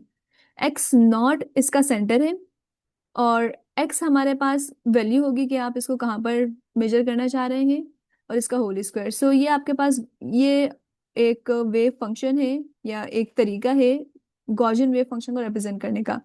यस, आपका सर कोई क्वेश्चन है? हाँ मैम, क्वांटम के अंदर कुछ क्वेश्चन होती है, मतलब कि जो स्टेट्स दोनों एक साथ आते हैं, 0 1 एक साथ होते हैं, तो इंटेंसिटी के बारे में आप बता सकते हैं इससे क्या रिलेट करता है ये? सर इसको मुझे आपके सर आपको मुझे आपकी आवाज़ समझ नहीं आ रही है, क्या कोई और रिपीट कर सकता है सर, क्या कह रहे हैं? मैं सर दोबारा आपकी रिपीट कर आवाज देता हूँ। क्लियर नहीं है। क्लियर है? I am audible? जी, जी थोड़ी बेहतर सर। है। मैं कह रहा था कि मैम, क्वांटम के अंदर जो होता है ना, कोई पोजीशन होती है, मतलब कि दो स्टेट एक साथ हो सकते हैं एक टाइम में, ब्लैक बॉक्स के अंदर होते हैं, तो एलिमेंट्स से इसका क्या रिलेशनशिप है? सॉरी, ये लास्ट वाला क्वेश्चन नहीं समझ आया, वो तो आपने बता दिया, ठीक है, दो स्टेट हो सकती हैं, आगे क्या पूछा। मैं कह रहा हूँ कि कोई पोजीशन होती है, उसका इंटेलिजेंट के साथ क्या रिलेशनशिप है, मतलब कैसे रिलेट करते हैं दोनों आपस में, इंटेलिजेंट? इंटेगलमेंट में। जी। मैडम वो कह रही मेन थी कि मतलब दो मेन स्टेट होती है। हाँ हाँ पूछें जी, अब क्लियर आवाज। मैं कह रहा हूँ कि दोनों का आपस में रिलेशनशिप क्या है, तो केमिस्ट्री कैसे रिलेट कर सकते हैं। अच्छा, क्या एंटेनमेंट ग्रोथ। टनलिंग और इंटेगलमेंट कैसे रिलेट कर रहे हैं, ये बताना, ये पूछना चाह रहे हैं यस। आप? यस। अच्छा, बिल्कुल, हम अभी बताएंगे। टनलिंग देखें, सॉरी, इंटेगलमेंट क्या है? उसमें हम दो इलेक्ट्रॉन्स को कंसीडर करेंगे, लेकिन दो इलेक्ट्रॉन्स को कंसीडर करने से पहले एक इलेक्ट्रॉन, यानी दो इलेक्ट्रॉन हैं बराबर बराबर बॉक्स में रखे हुए हैं, इन दोनों को समझने से पहले हम पहले ये समझने की कोशिश करें कि एक इलेक्ट्रॉन किस तरह से वर्क कर रहा है। तो जब आप एक इलेक्ट्रॉन के वर्क को समझ जाएंगे तो फिर दूसरे इलेक्ट्रॉन के वर्क को भी समझ जाएंगे। वो अभी थोड़े से हम बस 5 मिनट वेट करते हैं तो हम उस तक पहुंच जाएंगे, फिर ओके मैम। इंटेग्रल तक। ठीक है, कंटिन्यू। ठीक है। सो सो यहाँ पर ये वाली बात क्लियर है कि ये गॉसियन वेव फंक्शन है, इसकी टोटल लेंथ सिग्मा है, और इसका सेंटर मौजूद है, और हम इसको कंसिडर करें, सिर्फ उससे वेव फंक्शन डिफाइन किया है। ऑलराइट, सो नाउ ये सेंटर मौजूद है कि आपके पास एल। यस सर, आपका क्वेश्चन है? अस्सलाम वालेकुम। अच्छा, ये जो वेव फंक्शन है ये इलेक्ट्रॉन का है? नहीं। मतलब इलेक्ट्रॉन की मूवमेंट का है? यस, हम यहाँ से इलेक्ट्रॉन की मूवमेंट को डिस्क्राइब कर रहे हैं, ओके। और इलेक्ट्रॉन की मूवमेंट की इस वक्त जो बेस्ट अप्रोक्सीमेशन है, इस वक्त जो हम कंसिडर कर रहे हैं टनलिंग को समझने के लिए, वो हम गॉसियन कंसिडर कर रहे हैं। लेकिन अगर आप ये कहें कि हर इलेक्ट्रॉन जो बॉक्स के अंदर होता है इसका वेव फंक्शन ये होता है, तो नहीं। हम्म। असल में जो अच्छा। इलेक्ट्रॉन इलेक्ट्रॉन जो बॉक्स के अंदर होता है उसका वेव फंक्शन होता है, साइन वेव फंक्शन होता है। लेकिन अगर तो आप with finite potential box, infinite potential box, अगर तो आपके हम्म। वॉल्स के ऊपर फाइनाइट इनफाइनाइट पोटेंशियल है, आई एम सॉरी, तो फिर इसका वेव हम्म। फंक्शन साइन वेव्स होता है। साइन। इनफाइनाइट पोटेंशियल मतलब के infinite electron, numbers of electrons? नहीं, इलेक्ट्रॉन लीक नहीं कर सकता। अच्छा अच्छा, ठीक है। अगर तो बॉक्स के अंदर से इलेक्ट्रॉन लीक नहीं कर सकता तो उसका वेव फंक्शन साइन वेव होगा, और अगर तो इलेक्ट्रॉन बॉक्स के अंदर से लीक कर सकता है तो उसका वेव फंक्शन या तो गॉसियन है, ठीक। नहीं नहीं नहीं नहीं, या तो अच्छा टेंजेंट होगा, या तो टेंजेंट अच्छा। होगा या फिर कॉट होगा। ये ओके, एक्चुअल है। Cotangent, okay. Yes. So tangent and को। यस। ओके, और ये जो गॉसियन जो वेव एक आपने बनाई हुई है, isn't it similar to sine wave? नहीं, साइन वेव हमारे पास क्या होती है? पॉजिटिव हम्म एक्स एक्सिस पे होती है, नेगेटिव एक्स एक्सिस पे होती है। हम्म। राइट। तो ओके। अभी अगर आप साइन वेव का आप सिर्फ अपर लोब ले लीजिए तो it is approximated to Gaussian. यही मैंने कहा था कि ये एक अप्रोक्सीमेशन है। गॉजियन वेव राइट, और जो फंक्शन। इस ओके, जी जी जी, कंप्लीट करें, sorry sorry to. So sine wave जो है वो नेगेटिव एक्स एक्सिस पे भी होती है, पॉजिटिव पे भी होती है। राइट, और इसमें गॉसियन में ये फर्क हो गया कि ये हमें लीकेज बताता है। The edges are telling us the leakage of electrons actually. Yes. Okay, leakage from where? Walls. walls, and these walls are actually what? Charges, potential. Potential. Okay, okay, charges and potential. Okay, thank you so much. Electron के ऊपर negative charge है, अगर आप उसके आसपास मजीद negative charge ले आएंगे तो it will like like a wall, repulsion create होगी। मैडम मैं एक चीज़ यस। छोटी सी कह दूं, ये जो ना माइनस एक्स है ना, आपको देख रहे हैं कि पहली जो वेव थी उसके अंदर पहला एक्स का कंपोनेंट था जस्ट आई के एक्स। असल में जो इक्वेशन है वो आई इंटू के एक्स माइनस जी टी, अगर टाइम के लिहाज से, तो वो जो जी था या टी था वो मतलब उसकी डायरेक्शन ही काउंट हो रही थी या जी डायरेक्शन ही थी, वो उड़ा दिया था हमने। वेव इक्वेशन कभी भी कंप्लीट नहीं होगी अगर उसका एक्स माइनस वो वाला कंपोनेंट ना लिखा जाए। तो ये इसलिए यहाँ पे एक्स माइनस के साथ भी बाहर है, तो ये चीज़ भी मद्देनजर रखना। आप यहाँ पे बात कर रहे हैं? हाँ मैडम, असल में ई की पावर होती है ना आई इंटू के एक्स माइनस जी टी। तो जी अगर हम टाइम इंडिपेंडेंट कर रहे हैं, आई थिंक मे बी हमने टाइम जीरो किया है, तो वो अकेला जी वाला कंपोनेंट उड़ गया, तो आई अंदर मल्टीप्लाई होके अकेला के एक्स बच गया। तो सो सर, ये मैंने कहा था कि हम टाइम इंडिपेंडेंट श्रोडिंगर इक्वेशन हाँ ट्रीट कर रहे हाँ, हैं। तो वो इसलिए वो टी उड़ गया था, इसलिए नीचे वाले में एक्स माइनस एक्स नॉट आया है, वो फैक्टर सो जरूर रहता है। जी। So time dependent Schrodinger equation पर यहाँ पे नहीं लिखी हुई लेकिन कोड में मौजूद है। टाइम इवोल्यूशन की भी हम बात करेंगे। टाइम इंडिपेंडेंट ऐसे ही लिखते हैं, और टाइम इंडिपेंडेंट में यहाँ पे आप, क्योंकि अगर आप देखें वेव फंक्शन को पहले आप सॉल्व करवाते हैं, अगर आपने एक पॉइंट के ऊपर वेव फंक्शन को सॉल्व करवा लिया तो फिर उसके बाद वो वेव फंक्शन टाइम के साथ किस तरह से मूव कर रहा है उसको देख लेना इतनी कोई बड़ी बात नहीं बचती है। अभी आपको A B C D F की यानी 5 वेरिएबल्स हैं आपके पास, अभी आपको इन पांचों की वैल्यू भी नहीं बताया, फिर ऊपर से आप टाइम भी लेकर आ जाएंगे तो फिर चीजें मुश्किल हो जाएंगी। सो पहले हम स्टेशनरी में सॉल्व करवाते हैं, जब स्टेशनरी आ जाती है यानी आपके पास A B C D F की वैल्यूज आ जाती हैं, फिर उसके बाद आप टाइम इंक्लूड करते हैं।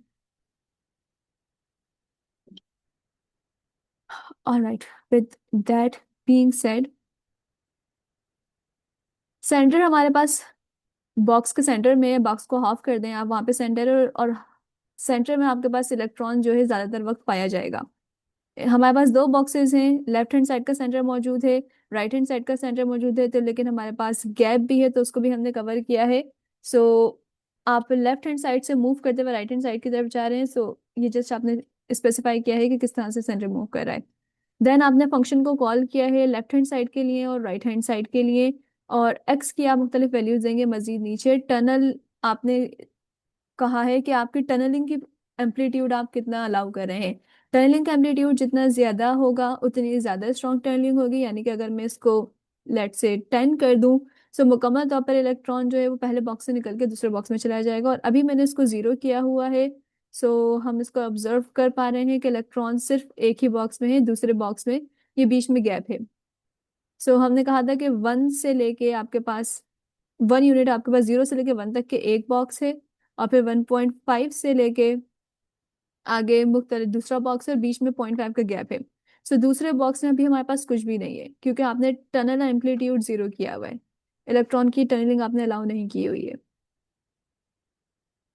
नेक्स्ट हम आगे बढ़ते हैं, इस टनलिंग को हम कर देते हैं 0.3 कर देते हैं, क्योंकि हमें बहुत ज़्यादा नहीं करनी, हमें ये नहीं करना कि पूरा ही इलेक्ट्रॉन दूसरे बॉक्स में चला जाए, हमें दोनों बॉक्स में इसको ऑब्जर्व करना है। ओके, एक हमारे पास मैट्रिक्स जनरेट करवाया है, जिस इस मैट्रिक्स को हम कह रहे हैं हैमिल्टोनियन। ओके, हैमिल्टोनियन क्या बताता है? हैमिल्टोनियन के बारे में किसी को पता है कुछ? मैम मुझे पता है, क्या बस मैम ये वाला हैमिल्टोनियन है जिसमें हैमिल्टोनियन साइकिल होता है और एक हैमिल्टोनियन ग्राफ होता है, एक और चीज़ है एनपी प्रॉब्लम्स के लिए जो आता है। सर आपकी आवाज़ समझ नहीं आई वैसे। मैम मैं कह रहा हूँ कि जो हैमिल्टोनियन ये वो वाला है जिसमें एनपी प्रॉब्लम्स जो होता है, हैमिल्टोनियन साइकिल और हैमिल्टोनियन पाथ। ओके, मुझे थोड़ा बहुत समझ आया है, लेकिन कोई और कोई बताना चाहेगा हैमिल्टोनियन क्या होता है?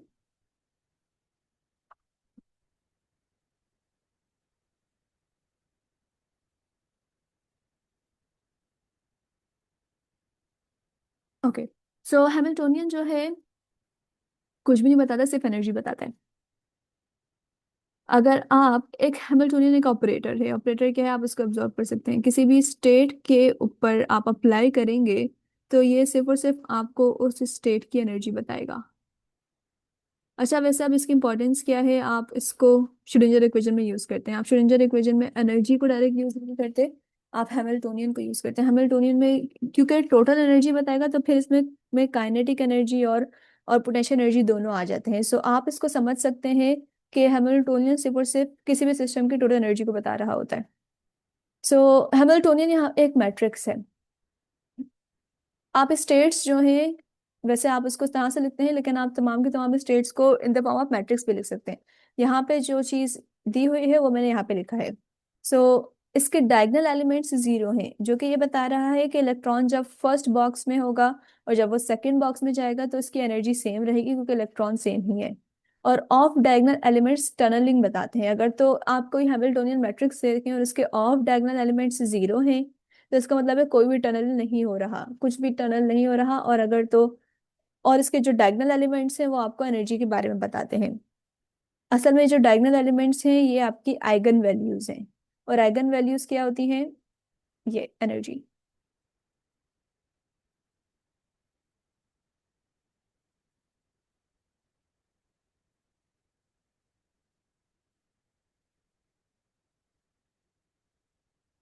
तो आपने हैमिल्टोनियन डिस्क्राइब किया है जो कि एक 2D एरे है, 2x2 का मैट्रिक्स है। नेक्स्ट आपने अब हमारे पास आ रही है टाइम इवेल्युएशन की बात। जी सर। ओके, सो हैमिल्टोनियन जो मैट्रिक्स है वो एनर्जी बताता है, ये समझ, बट एनर्जी किस चीज की? जो भी सिस्टम है आपके पास, इस वक्त हमारे पास इलेक्ट्रॉन का सिस्टम है। Okay okay, good, okay. Okay हमारी एनर्जी इस वक्त 0 0 है। दैट रिप्रेजेंट कि इसकी जो आइगन वैल्यू है ये 0। अब इसका मतलब ये नहीं है इलेक्ट्रॉन की 0 है। यानी इलेक्ट्रॉन की जब एनर्जी यहाँ पर थी और यहाँ पर जो एनर्जी थी, इन दोनों का डिफरेंस आपके पास 0 हो जाएगा, तो यानी सेम ही एनर्जी थी।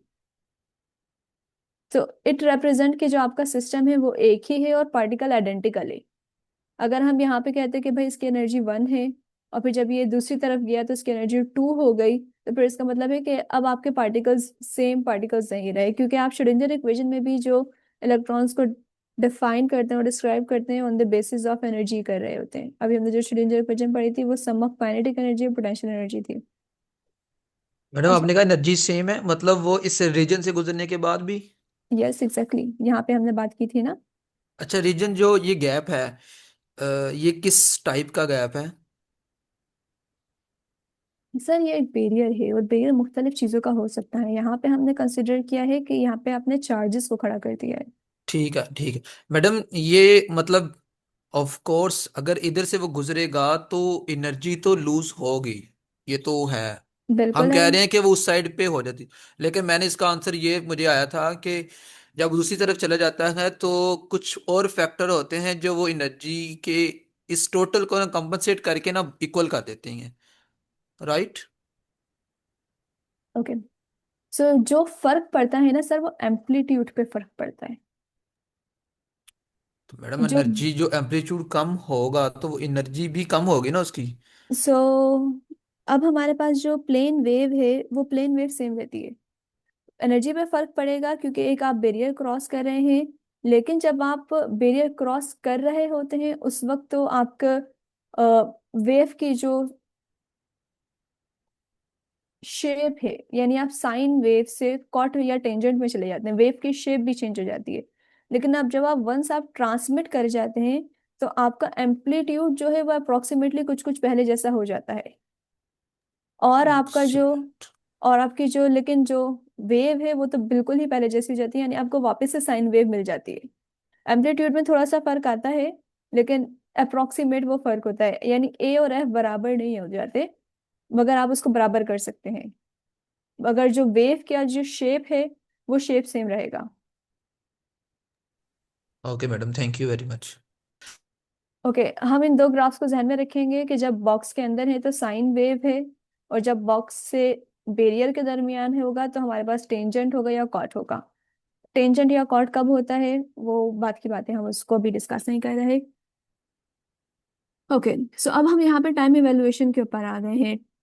टॉ आपको डिफाइन कर रहा है कि किस टाइम के ऊपर ये इवेलुएट करता है। टाइम इवेलुएशन के बारे में कोई जानते हैं तो हैंड रेज कीजिए। मैडम जो सिंपली नहीं होगा, मतलब टाइम वैल्यूएशन उसका जो। ओके टाइम इवेलुएशन जैसे नाम से बता रहा है कि टाइम के साथ वेव किस तरह से इवेलुएट कर रही है। एक वेव थी, एक at time is equal to 0, उसकी पोजीशन ये यहाँ पर थी। फिर at time is equal to 1, late से वो यहाँ पर आ गई। At time is equal to 2 वो यहाँ पर आ गई। सो अब जब आपने एक वेव के बारे में पता कर लिया है, उसका उसका आपने वेव फंक्शन पता कर लिया, उसका शेप पता कर लिया, तो अब वो टाइम के साथ किस तरह से मूव कर रही है इसको पता करने के लिए आप श्रोडिंगर इक्वेशन में सिर्फ और सिर्फ एक फैक्टर लगाते हैं जो कि है ई नेगेटिव ऑफ आई एच और टी अपॉन एच कट। वैसे यहाँ पर हमने एच कट का यूज नहीं किया, it is for dimension less. हम इसको चाह रहे हैं कि यानी यहाँ पे आप यूँ समझ लें एच कट हमने 1 यूज किया है, simple, upon H cut. Okay ये एच क्या है, हैमिल्टोनियन। टी क्या है, जो भी टाइम यहाँ पे हमारे पास 10 सेकेंड्स है। आई कॉम्प्लेक्सिटी से शो कर रहा है, कॉम्प्लेक्स वेरिएबल है, और एच कट एक कांस्टेंट है जो कि फिलहाल 1 है। सो आपने एक पैरामीटर डिफाइन, एक वेरिएबल डिफाइन किया है U, X M P exponential के लिए यूज होता है, और एक्सपोनेंशियल में क्या जा रहा है, नेगेटिव आई जा रहा है, एच जा रहा है और टॉ जा रहा है। एच अगेन हैमिल्टोनियन है, जो कि आपने यहाँ पर कंसिडर किया था 2D एरे। यहाँ तक इस चीज में कोई मसला है कि टाइम इवैल्यूएशन क्या होती है? अच्छा, अब ये वाली जो चीज है ना टाइम इवैल्यूएशन, आप आपके पास ये वेव फंक्शन आ गया ना, अब आप इस वेव फंक्शन के साथ सिर्फ और सिर्फ इस फैक्टर को उठाएं और इसको यहाँ पे लिख दें, तो अभी आपका वेव फंक्शन आपको टाइम इवैल्यूएशन बताएगा। और अगर आप यही चीज को यहाँ पर श्रोडिंगर इक्वेशन में यहाँ और यहाँ भी लिख दें, तो अब यही श्रोडिंगर इक्वेशन हो जाएगी टाइम डिपेंडेंट श्रोडिंगर इक्वेशन, क्योंकि आपने टाइम को इंक्लूड कर दिया। क्योंकि हम जब बात कर रहे होते हैं इंडिपेंडेंट इक्वेशन में, श्रोडिंगर इंडिपेंडेंट इक्वेशन में, उस वक्त हम स्टेशनरी वेव्स की बात कर रहे होते हैं। लेकिन अब हम टनलिंग की बात कर रहे हैं, तो अब हमारी वेव मजीद वो स्टेशनरी नहीं है, अब वो आगे जाके वो ट्रांसमिट कर रही है और फिर वो डीके भी कर रही है। यहाँ तक कि कोई मसला तो नहीं है? ये मैडम वैसे वन डायमेंशनल वेव है ना? नहीं, 3 डायमेंशनल, एक्स वाई जेड नहीं, है। उसके पोलराइज कंपोनेंट तो 3 होंगे, लेकिन डायमेंशन एक है, मतलब जा एक तरफ रही है। मतलब उसकी जो उसके कंपोनेंट तो होंगे ऑफ कोर्स, एक्स के भी आगे मतलब 3 कंपोनेंट बना ले, लेकिन जा एक्स की तरफ ही रही, राइट? ओके, वेव फंक्शन का स्केलर और पोटेंशियल होना एक अलग चीज है। वैसे सर ये दूसरी चीज है, लेकिन let me tell you about that. हमारे पास वेव फंक्शन है, दो तरह का होता है। एक स्केलर वेव फंक्शन होता है और एक वेक्टर वेव फंक्शन होता है। Scalar wave function single wave function होता है, इवन तो ये कॉम्प्लेक्स हो सकता है, जैसे कि अभी हमने पीछे देखा आई था यहाँ पे, यहाँ पर ये आई है, सो ये भी कॉम्प्लेक्स है, लेकिन ये सिंगल वैल्यूड होता है। यहाँ पे आप सिर्फ पोजीशन की बात कर रहे हैं, या फिर अगर आप टाइम की बात करें तो वो एक अलग से फैक्टर है, लेकिन यहाँ पे आप सिर्फ पोजीशन की बात कर रहे हैं। मल्टी वैल्यूड वेव फंक्शन क्या होता है?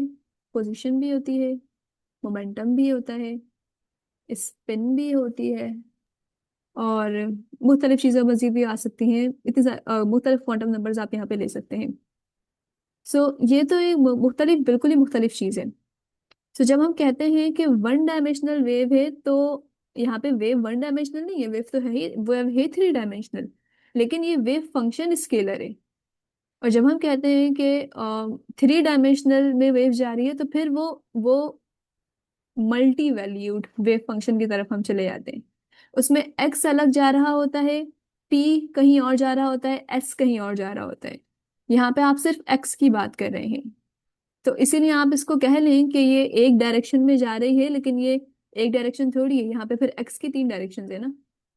हाँ हाँ मैडम, मैं समझ गया। एक्स की 3 डायरेक्शन, उसके बाद जो पी है फिर उसकी भी डायरेक्शन होगी एक ही, मतलब उनमें से तीनों में से। तो स्पिन की भी फिर एक होगी, वो किस तरफ हो रही है। ठीक है मैडम, मैं पी की समझ भी गया इस तीन बात। डायरेक्शन होंगी, जो मल्टी वैल्यूड है ना, उसमें पी की भी 3 डायरेक्शन होंगी। एक्स जी जी। की और एस जो है स्पिन, उसकी मिनिमम डायरेक्शन 2 होती है, लेकिन 2 से ज्यादा उसकी भी हो सकती हैं और होती हैं। ओके मैडम, ठीक। तो फिर वो मजीद कॉम्प्लेक्सिटी की तरफ चला जाता है। Okay.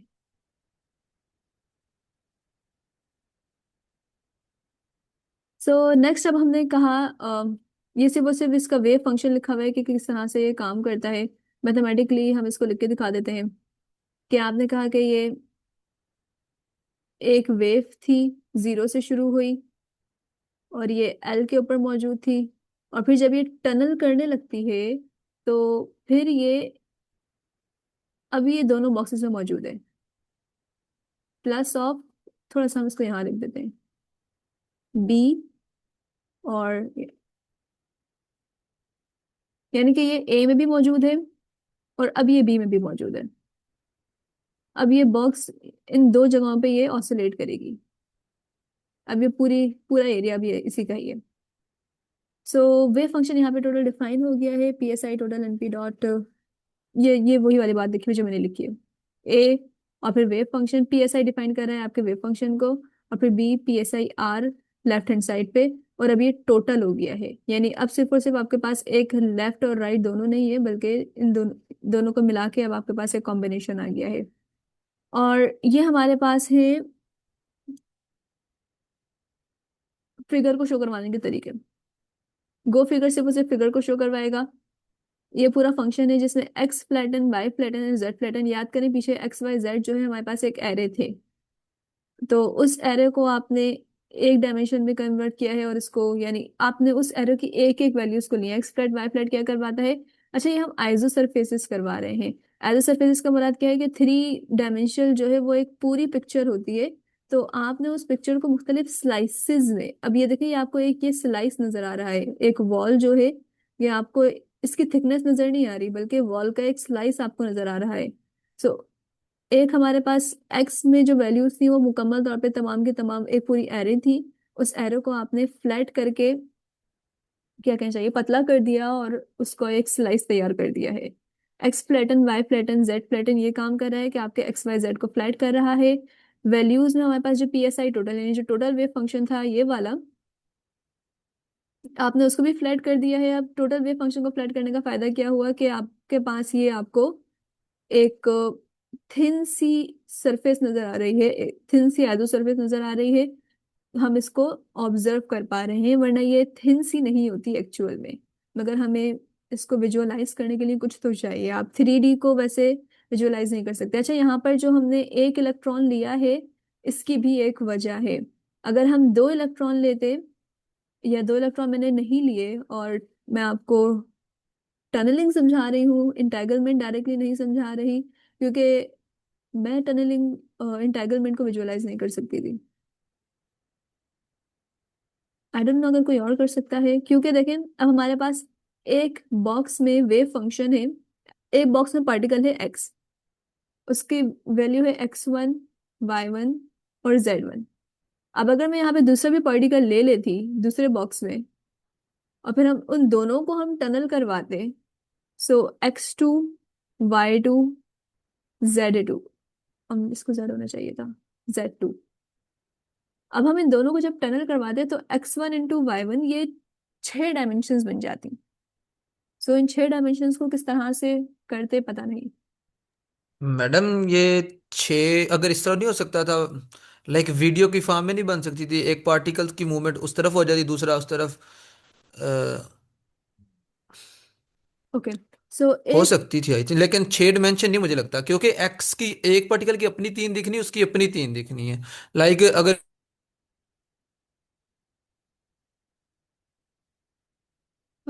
It's a kind of another discussion. अगर हम देखें, हमारे पास दो कोऑर्डिनेट फ्रेम होते, यानी कि ये हमारे पास दो फ्रेम्स अगर मौजूद होते तो चलें इसका हम कुछ ना कुछ कर लेते। अभी आपके दोनों बॉक्स ज्वाइन हैं, और इस फ्रेम का, यानी ये रेफरेंस फ्रेम जो है, एक रेफरेंस फ्रेम ये है और एक रेफरेंस फ्रेम ये है।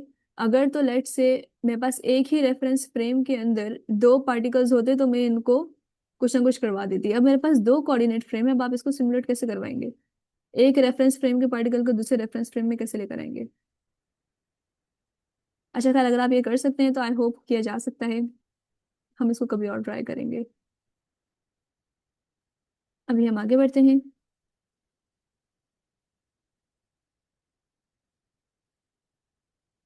सो वैल्यू में आपने जो आपका वेव फंक्शन था आपने उसको भी फ्लैट किया है, और फ्लैट करने की वजह मैंने बता दी है कि हम इसको विजुअलाइज कर सकें थ्री डी तौर पे।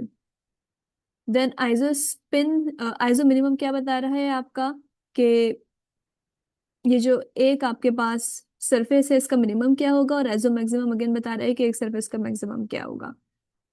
So this is your minimum and this is your maximum. कुछ भी नहीं किया है इसमें, सिर्फ मैक्सिमम और मिनिमम निकाला है। सरफेस काउंट्स बताया है कि आप, वैसे तो अगर हम इसमें सरफेस काउंट नहीं रखें ना, तो क्योंकि पार्टिकल पूरे बॉक्स में मौजूद है, अगर आप ये देखें यहाँ पर, सो सिर्फ एक वेव फंक्शन थोड़ी है, पार्टिकल का ये वेव फंक्शन पूरे बॉक्स में मौजूद है, तो आपको पूरे बॉक्स में ये टील कलर नजर आएगा या फिर ब्लू कलर नजर आएगा, जो भी हम उसको कह लें। सो लिहाजा हमने इसको क्या किया, हमने इसको डिवाइड कर दिया है सरफेसेस में। अब इसका मतलब ये नहीं है कि यहाँ पर पार्टिकल नहीं है, बल्कि हम इसको विजुअलाइज कर पा रहे हैं आसानी से कि पहले वेव फंक्शन यहाँ था, फिर वो यहाँ पर गया, फिर वो यहाँ पर वॉल के ऊपर आ गया है।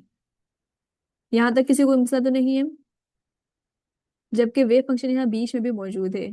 ऐसा नहीं है कि ये बीच में से गायब हो गया। सो सरफेस काउंट्स हमने 3 किए हैं एक बॉक्स के अंदर, और फिर कलर डिफाइन किया है, ओपेसिटी के बारे में भी हम जानते हैं, और फिर आपने एक डिक्शनरी शो की है जिसमें आपको एक्स वाई जेड को शो करवाया है। और फिर लेआउट में सिंपली टाइटल वगैरह है तो उसका तो कोई मसला नहीं है। अच्छा, अब हमने यहाँ पे ये देख लिया कि ये एक इलेक्ट्रॉन था, फिलहाल कोई टनलिंग नहीं हो रही, ऊपर हमने टनलिंग डिफाइन की है, यस। सो अब इसको हम रन कर लेते हैं और फिर हम देखते हैं कि इसकी टनलिंग किस तरह से होती है। अच्छा, हम इसका एक काम और भी कर सकते थे, हम इसकी वीडियो बना सकते थे और उस वीडियो में हम देख सकते थे कि किस तरह से यहाँ से इलेक्ट्रॉन जाता जाता, मगर सिर्फ वो आपको इनकी इसकी मूवमेंट दिखाता है कि एक सरफेस यहाँ पर गई, फिर यहाँ पर, फिर यहाँ पर, फिर यहाँ पर, तो कोड को कॉम्प्लेक्स करना जरूरी नहीं है। सो वंस इलेक्ट्रॉन यहाँ से शुरू हुआ, हमने देखा जब टनलिंग 0 थी तो इलेक्ट्रॉन यहाँ पर था, और फिर वो बीच में बैरियर भी मौजूद है, ये रहा आपका बैरियर, और फिर वो टनल करते करते वहां चला गया। अब अगर हम अपने टनल के एम्पलीट्यूड को ज्यादा कर दें तो फिर हम ये देखेंगे कि हमारे पास टनलिंग ज्यादा आ रही है, या फिर अपने गैप को अगर हम कम कर दें, हमने 0.5 का गैप डिस्क्राइब किया हुआ है 1 से लेकर 1.5 के दरमियान, अगर हम इसको कम कर दें तो भी हम टनलिंग को ज्यादा ऑब्जर्व कर सकते हैं। सो समराइजिंग दिस ऑल, हमने क्या देखा कि एक इलेक्ट्रॉन मौजूद होता है बॉक्स के अंदर, बॉक्स बहुत छोटा होता है, यहाँ पे हम इतने बड़े बॉक्स की बात नहीं कर रहे, नैनो स्केल के ऊपर बात कर रहे हैं। सो बॉक्स के ऊपर आप बैरियर लगा देते हैं।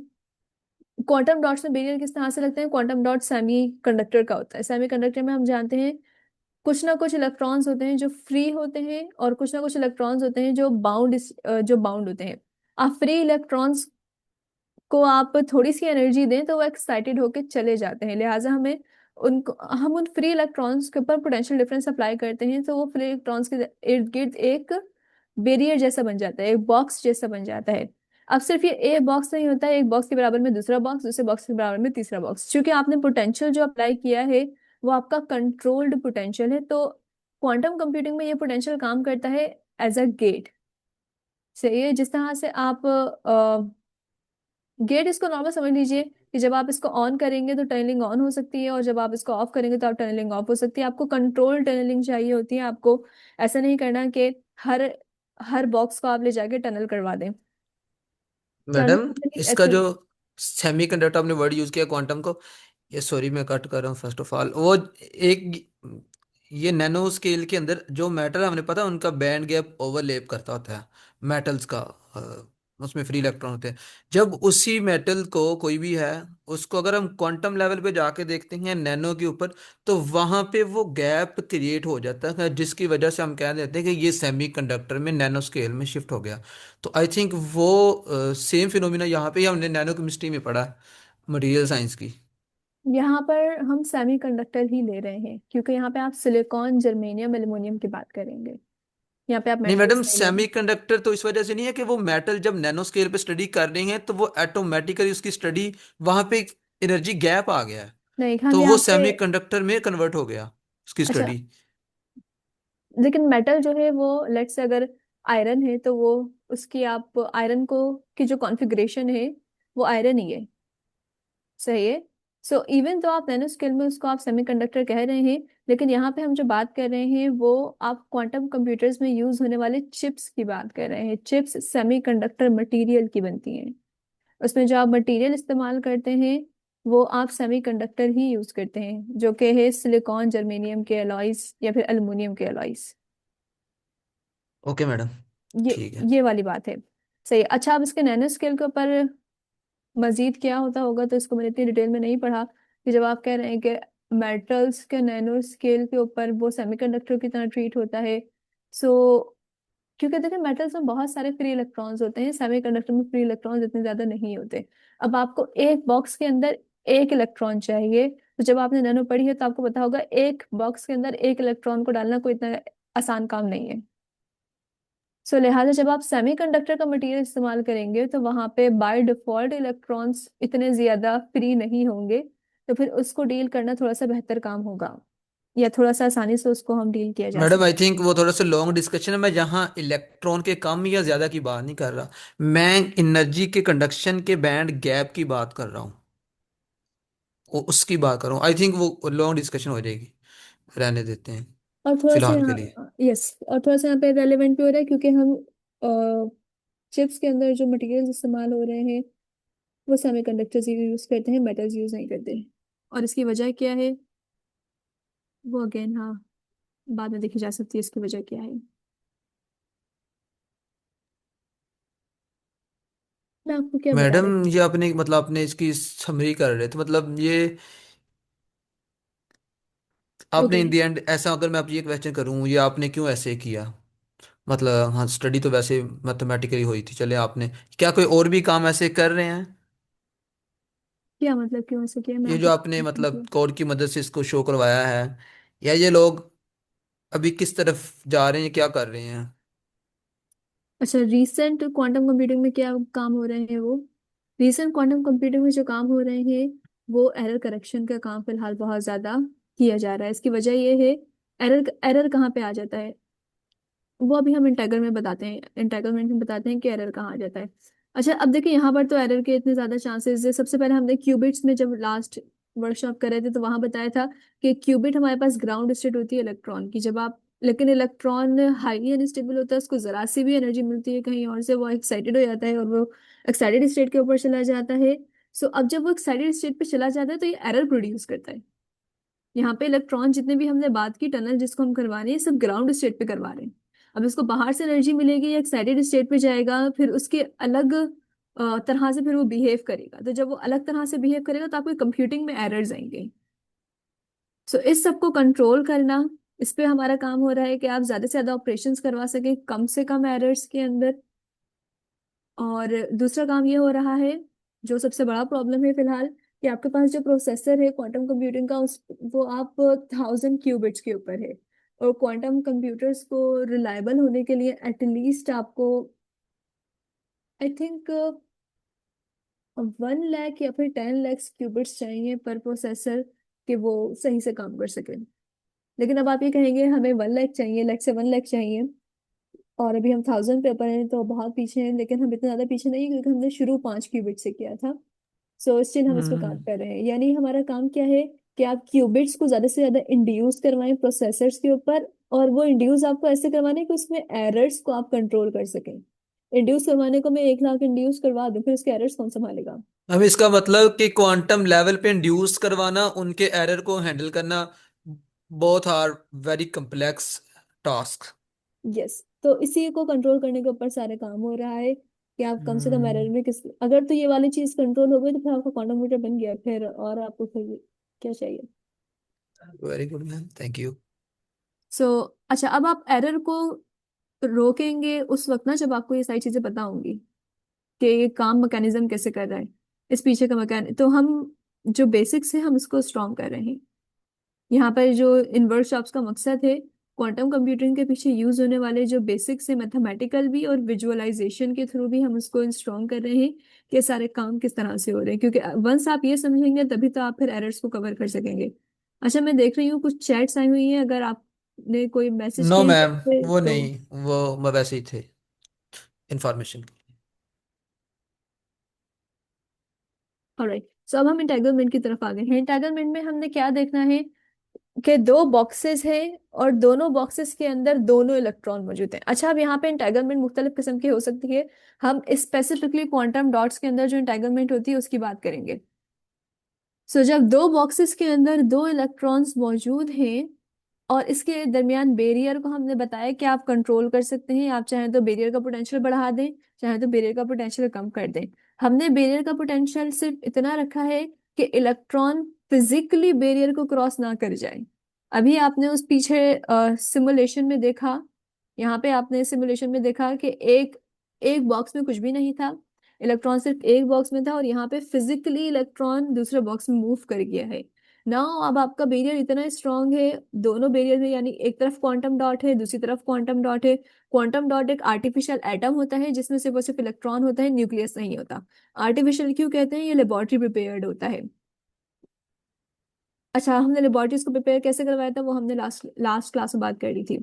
सो अब ये एक क्वांटम डॉट है और ये एक क्वांटम डॉट है इसके बीच में बैरियर है और दोनों के अंदर इलेक्ट्रॉन्स मौजूद हैं। अच्छा अब देखिए बैरियर के ऊपर तो नेगेटिव चार्ज जो है इसको आप रिपल्जन कर रहा है दोनों इलेक्ट्रॉन से वो तो है। लेकिन अब इलेक्ट्रॉन इलेक्ट्रॉन की तरफ रिपल्जन करेगा राइट। सो अब दूसरे इलेक्ट्रॉन की मौजूदगी भी आपको अलाउ नहीं करेगी कि ये इलेक्ट्रॉन टनल कर जाए, लेकिन अगर आप किसी तरह से इस बैरियर को कम करें, इनकी एनर्जीज को कम करें, तो मतलब टनल कर सकता है, लेकिन क्वांटम डॉट में हमें टनल नहीं करवाना फिजिकली। तो जब इलेक्ट्रॉन फिजिकली टनल नहीं कर रहा तो इस टनलिंग को हम कहेंगे वर्चुअल टनलिंग। इसमें कोई मसला कि वर्चुअल टनलिंग क्या है? मैडम दोबारा रिपीट करना, सॉरी मैं आउट ऑफ माइंड चला गया, दोबारा बताना ओके, यही हम बात। हम दो क्वांटम डॉट्स कंसीडर कर रहे हैं। दो क्वांटम डॉट्स का मतलब है कि कोई न्यूक्लियस नहीं है, एक एक बॉक्स में एक इलेक्ट्रॉन है, और ओके, एक बॉक्स में एक इलेक्ट्रॉन है और दूसरे बॉक्स में दूसरा इलेक्ट्रॉन है। इलेक्ट्रॉन इलेक्ट्रॉन के ऊपर नेगेटिव चार्ज है, और फिर जो बैरियर है, बैरियर के ऊपर भी नेगेटिव चार्ज है। सो अभी ये जो मुख्तलिफ चार्जेस हैं, आपने इसको इस तरह से कंट्रोल किया हुआ है कि इलेक्ट्रॉन फिजिकली दूसरे बॉक्स में ट्रेवल नहीं कर सकता। यहाँ पे हमने क्या देखा था, जो हमने विजुअलाइज किया था, एक बॉक्स से दूसरे बॉक्स में हमने जाते हुए इलेक्ट्रॉन को देखा कि किस तरह से मूव कर रहा है। लेकिन यहाँ पे चूंकि दोनों बॉक्सेस में इलेक्ट्रॉन मौजूद हैं, तो पॉली एक्सक्लूसिव प्रिंसिपल क्या कहता है कि अगर तो दोनों दो इलेक्ट्रॉन्स हैं, दोनों सेम स्पिन के हैं, तो वो एक बॉक्स में नहीं आ सकते, राइट? एक तो पॉली एक्सक्लूसिव प्रिंसिपल भी आपको अलाउ नहीं करता, और फिर कूलम रिपल्जन भी आपको अलाउ नहीं करती कि इलेक्ट्रॉन दोनों बराबर में आके एक दूसरे के साथ ट्रेवल करें। तो लिहाजा अब इलेक्ट्रॉन जो है वो फिजिकली तो ट्रेवल नहीं करेगा, लेकिन इलेक्ट्रॉन का एम्पलीट्यूड भी तो है। अच्छा, अब यस यस। एम्पलीट्यूड जो है वो, यानी इलेक्ट्रॉन के साथ जो वेव एसोसिएट है, उसका एम्पलीट्यूड, अब आप इसको किसी एनर्जी डिस्ट्रीब्यूशन की तरह नहीं समझिएगा, it's purely a quantum mechanical thing, इसकी आपको एनालॉगी क्लासिकल में नहीं मिलेगी। सो अब इलेक्ट्रॉन का एम्पलीट्यूड भी है, या आप यूं समझें, इलेक्ट्रॉन का जो वेव फंक्शन है, जब आपने इस बैरियर के पोटेंशियल को बिल्कुल हल्का सा लो किया, सो अब एक बॉक्स में, बॉक्स वन में जो इलेक्ट्रॉन है और बॉक्स टू में जो इलेक्ट्रॉन है, उन दोनों का वेव फंक्शंस आपस में आके इंटरफेयर करेंगे। यानी इलेक्ट्रॉन के आसपास आप यूं समझ लीजिए कि एक क्लाउड है। अब वो क्लाउड दोनों के आपस में आके इंटरफेयर करेंगे, और जब वो इंटरफेयर करेंगे तो वो एक दूसरे से रिलेट कर जाएंगे।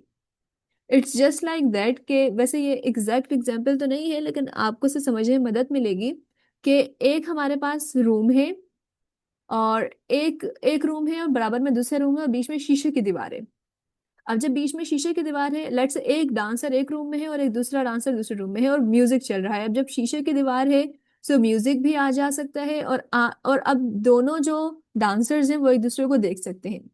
सो विद द टाइम अब आप क्या करेंगे, अब दोनों में आप एक रिलेशन प्रोड्यूस होता हुआ देखेंगे। आप देखेंगे जो म्यूजिक के रिदम है उसके साथ जो मूव्स हैं वो अलाइन करते जा रहे हैं। सो वो स्टेट जिसमें एक इलेक्ट्रॉन का बिहेवियर दूसरे इलेक्ट्रॉन से एसोसिएट हो जाए, हम उसको कहते हैं ये इंटेग्रल्ड हो गए हैं। अच्छा, इंटेग्रल्ड हम ये नहीं कहते कि भाई ये जो एक इलेक्ट्रॉन है बॉक्स वन में वो दूसरे को सिग्नल भेज रहा है, या हम ये नहीं कहते कि ये लाइट की स्पीड से भी ज्यादा ट्रेवल कर रहा है, जिस तरह से साईफाई हमारे पास जो इंटरप्रिटेशंस थी इसकी वो बनाई गई थी। ऐसा कुछ भी नहीं हो रहा, ऐसा बिल्कुल भी नहीं हो रहा कि दोनों राब्ते में है। इट्स जस्ट लाइक के देखिए, हमारे पास क्वांटम क्लासिकल में क्या होता है, या तो एक चीज है या तो एक चीज नहीं है। अब जब हम इंटेग्रल्ड हो गए ना, क्यूबिट्स की अगर हम बात करें, जैसे हम लास्ट वर्कशॉप में देख रहे थे, हमने कहा एक क्यूबिट है, अलग अलग हमारे पास फिलहाल ये दो दो बॉक्सेस थे, इंडिपेंडेंट थे।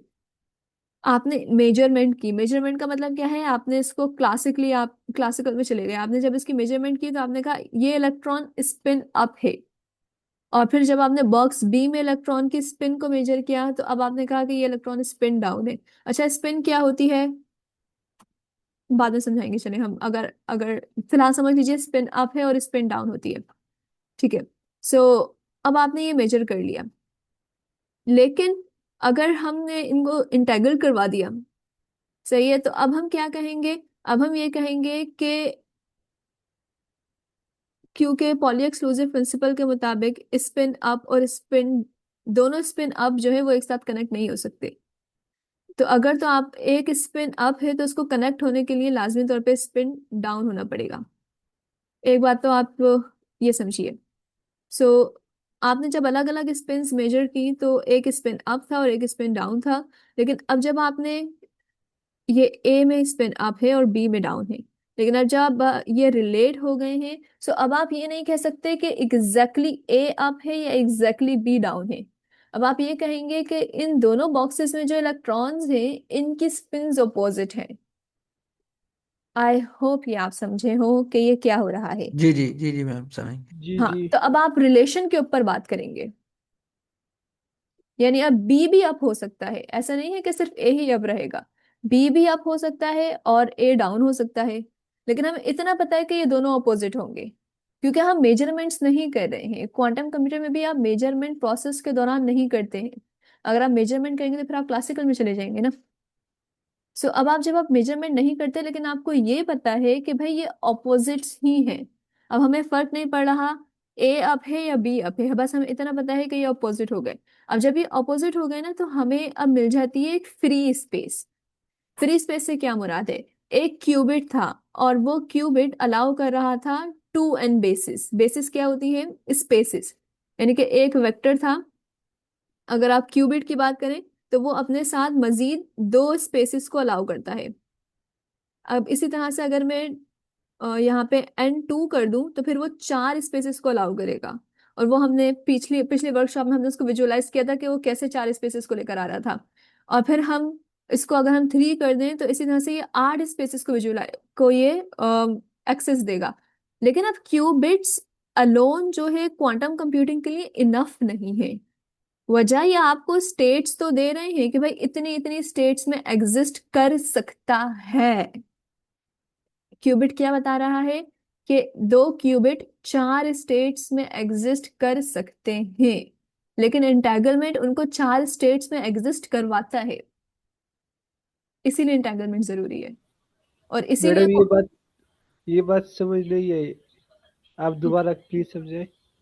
ओके, एक क्यूबिट क्या होता है? क्यूबिट होता है या तो वो 0 हो सकता है, या तो वो 1 हो सकता है, या फिर वो 0+1 हो सकता है। यानी आपके पास एक पॉइंट था, आपने उसको हवा में उछाला, वो हेड भी हो सकता है, टेल भी हो सकता है, वो हेड और टेल दोनों भी हो सकता है। याद रहे, हम मेजरमेंट्स नहीं कर रहे।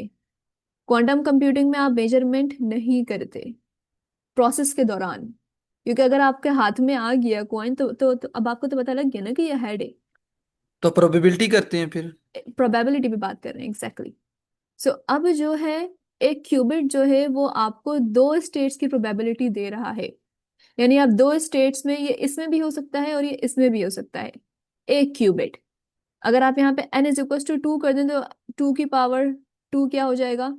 आपके पास 4 स्टेट्स आ सकती हैं। 4 का मतलब क्या है? 4 पॉसिबिलिटीज। एग्जैक्टली हो सकती हैं। ठीक है, इसी सही तरह से आप इसको 3 कर दें तो आपके पास 8 पॉसिबिलिटीज में ये एग्जिस्ट कर सकता है। यानी सही। क्यूबिट जो है वो आपको एक एक्सेस देता है कि भाई आपके पास इतनी स्टेट्स आ सकती हैं। अच्छा, हम जब हम क्यूबिट की बात करते हैं ना, तो हम क्लासिकल से बाहर आ जाते हैं। क्लासिकल आपको या तो 0 देगा या तो 1 देगा, वो आपको सुपर पोजिशन नहीं देगा। यानी वो 0 1 का कॉम्बिनेशन नहीं देगा, राइट? ये मैडम उनके रिलेशन के टाइम की स्टेट्स हैं। रिलेशन का टाइम की स्टेट्स मतलब? जब वो इलेक्ट्रॉन मतलब ए और बी मतलब दो जो आपने लेट्स किए थे, ये उस टाइम की स्टेट्स हैं उनकी, जो क्यूबिट्स की। अच्छा, अभी जो है हम एक इलेक्ट्रॉन है ना हमारे पास, तो हम एक क्यूबिट की बात कर रहे हैं। यही मैं कह रहा हूँ कि मतलब दोनों साइड पे हम उनकी स्टेट्स को मतलब हाँ हाँ, ये कह रहे हैं बिल्कुल ना। बिल्कुल बिल्कुल हाँ बिल्कुल ठीक है। बिल्कुल ऐसे ही कह रहे हैं कि भाई देखिए, एक अप था और एक डाउन था। एक तो ये हो गया अप एंड डाउन, और फिर अगर हम दोनों को मिला दें अप प्लस डाउन, तो अब दोनों को ये सुपर पोजिशन में मौजूद है। यानी कि एक स्टेट ये थी अप और एक स्टेट ये थी डाउन। अब आपने दोनों को मिला दिया, तब आपके पास एक तीसरी स्टेट भी मौजूद है, ये वाली। It's like that. इसी तरह से अगर मैं इसको बढ़ाती जाऊं तो फिर वो ज्यादा होते जाएंगे। ये इसको विजुअलाइज कराने के लिए हमें पिछली वर्कशॉप का कोड निकालना पड़ेगा, तो उसको रहने देते हैं फिर अभी। मतलब आप सिर्फ ये समझिए कि आपको क्यूबिट्स इतनी जगह देते हैं, जितने ज्यादा आप क्यूबिट्स बढ़ाते जाए। अभी मैंने क्या कहा? हम 1000 क्यूबिट्स के ऊपर हैं, तो यानी कि यहाँ पे 1000 नंबर है। और आपको चाहिए कितने? या तो 1 लाख चाहिए या फिर 1 मिलियन चाहिए। सही है। तो यानी कि आपके पास फिर इतनी सारी स्टेट्स हो जाती हैं। अब आपके पास स्टेट की एग्जिस्ट प्रोबेबिलिटी आ गई है। आपके पास एक पॉसिबिलिटी आ गई है कि ये हो सकता है, लेकिन क्या वो सारी स्टेट यूटिलाइज हो रही है या नहीं हो रही है? एक बिल्डिंग है, उसमें 10 कमरे हैं, या आपका घर है, आपके घर में 10 कमरे हैं, आपके घर में बंदे 2 हैं, तो क्या आपके 2 बंदे उन एक वक्त में तमाम 10 कमरों में मौजूद हैं, उन 10 कमरों को इस्तेमाल कर रहे भी रहे हैं या नहीं कर रहे हैं? ये जरूरी नहीं है। तो क्यूबिट्स ने आपको 10 कमरे लाके दे दिए। इंटेग्रलमेंट क्या करवाता है? आप उन 2 बंदों को उन 10 कमरों में एक वक्त में वो लेकर आता है, क्योंकि फिर अब वो रिलेशन की बात आ जाती है। Yes, thank you madam. I am glad Now के I understand. Thank you. I am glad it's clear now, क्योंकि अब जब हमें ये क्लियर हो गया है, सो हम आगे बढ़ सकते हैं।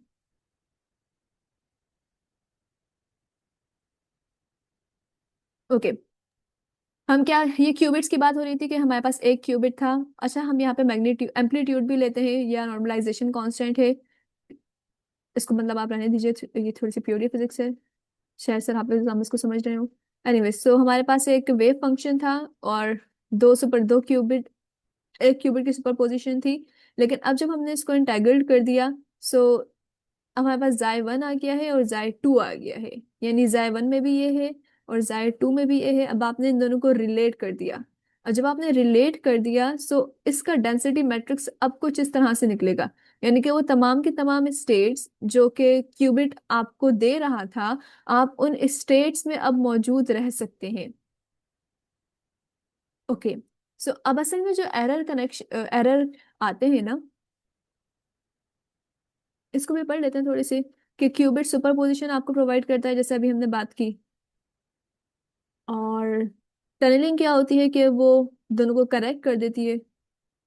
कपलिंग का मतलब कनेक्ट हो जाना, ठीक है, 2 डॉट्स को कनेक्ट करवा देती है।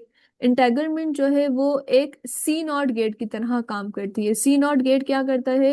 वो 2 चीजों को रिलेट करवा देता है। अच्छा, अभी रिलेट किस तरह से है? हमने कहा कि भाई ये दोनों एक दूसरे के ऑपोजिट्स होंगे, सही। अब लेट से, अब हम क्या, हमने क्या किया, हमने एक पार्टिकल था, हमने उसको दूसरे पार्टिकल के साथ इंटेग्रल करवा दिया, और हम ये जानते हैं कि मेजरमेंट्स जो हैं वो रिजल्ट्स को डिस्ट्रॉय कर देती हैं।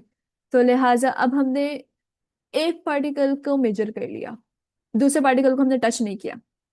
लेकिन हमने जब एक पार्टिकल को मेजर कर लिया, तो अब हमें दूसरे पार्टिकल का आंसर पता है कि अगर तो एक पार्टिकल अप है तो लाजमी तौर पे दूसरा डाउन होगा। जबकि अभी हमने उसको टच नहीं किया है, तो वो बॉक्स आपके पास अभी भी क्वांटम मैकेनिकल ही है, अब आप उसको इस्तेमाल कर सकते हैं। लेकिन खैर, एंटाइगलमेंट जो क्वांटम कंप्यूटिंग में इस्तेमाल होती है वो इस तरह से इस्तेमाल नहीं होती। अच्छा, अब ये किस तरह से स्ट्रेंथन करती है? स्पीड अप करती है। स्पीड अप कैसे करती है? देखें, कोई भी कंप्यूटर होता है या कोई भी कैलकुलेटर, कंप्यूटर से हमारे पास, हम उसको कैलकुलेटर ही कहेंगे क्योंकि कैलकुलेशंस के लिए यहाँ पे कंप्यूटर्स को मेनली इस्तेमाल करते हैं। कोई भी कंप्यूटर जो हमारे पास होता है, उसके हम स्ट्रेंथ को डिफाइन करेंगे कि भाई वो कितनी जल्दी प्रॉब्लम को सॉल्व कर लेती है, राइट रॉन्ग, कितने कम रिसोर्सेज में को यूज करते हुए सॉल्व कर लेती है, सही है। यही वजह जी। है, यही वजह है कि क्लासिकल कंप्यूटर्स के ऊपर क्वांटम कंप्यूटर्स को क्या मिली है, इम्पोर्टेंस मिली है, क्योंकि क्लासिकल कंप्यूटर जो चीज मे बी डेज में सॉल्व कर रहे थे, क्वांटम कंप्यूटर्स ने उसको मिनट्स में सॉल्व कर दिया। वो अलग बात है, क्वांटम कंप्यूटर हर प्रॉब्लम को अच्छे से सॉल्व नहीं कर पाता, लेकिन जितनी हमारे पास है उतने में तो कर रहे हैं ना, ठीक है। तो अब ये किस तरह से स्पीड अप होती है, हम इसको समझ रहे हैं। ओके, क्लासिकल बाइनरी बाइनरी के ऊपर काम करता है, 0 1 0 0 की स्टेट पे। अब आपके पास एक प्रॉब्लम आई, एक बड़ी सी प्रॉब्लम थी, वो हर प्रॉब्लम को हम जानते हैं बैक एंड पे 0 1 0 0 0 0 को वो कन्वर्ट कर रहा होता है, राइट। अब ये क्या करेगा? ये हर बिट को लेगा, क्लासिकल 0 को देखेगा, फिर इसको कैलकुलेट करेगा, फिर 1 को लेगा, फिर इसे कैलकुलेट करेगा, एंड सो ऑन। जबकि इंटेग्रलमेंट के साथ क्या होता है, पहले हम क्यूबिट को समझते चलें। क्यूबिट में क्या होता है कि हम यहाँ पर एक क्यूबिट को लेते हैं, यानी कि इन 2 स्टेट्स को लेते हैं, और हम इनके सुपरपोजिशन को सॉल्व करवा लेते हैं, ठीक है। यानी आप 2 स्टेट्स को साथ ले सकते हैं। अब इंटेग्रलमेंट क्या करवाता है? इंटेग्रलमेंट आपको फिर ये करवाता है, सॉरी, ये जितने भी आपके पास प्रॉब्लम आई है ना, इस पूरी प्रॉब्लम को लिया जाएगा और इसका एम्पलीट्यूड इंटरफेरेंस के थ्रू, इंटरफेरेंस क्या होती है कि आप देखते हैं मुख्तलिफ चीज़ों को, मुख्तलिफ कंडीशंस को ज्वाइन करके कि अगर तो दो कंडीशन से सेम आ रही हैं तो आप कहेंगे कि भाई ये कंस्ट्रक्टिव इंटरफेरेंस है, आप उसको एक्सेप्ट कर लेंगे। और अगर तो दो कंडीशंस जो है वो अपोजिट्स आ रही हैं, आप उसको डिस्ट्रॉय कर देंगे। यानी कि आप क्वांटम कंप्यूटर क्या करेंगे, एंटेगलमेंट के बाद आप इस पूरी प्रॉब्लम का एम्पलीट्यूड निकालेगा। उस एम्पलीट्यूड को वो देखेगा कि क्या ये एम्पलीट्यूड मेरे पास, इन एम्पलीट्यूड में से जो जो एम्पलीट्यूड उसके पास करेक्ट हो रहे होंगे उनको वो करेक्ट करेगा, उनको वो अपने पास रखेगा, और जो बाकी एम्पलीट्यूड्स हैं उनको डिस्ट्रॉय कर देगा।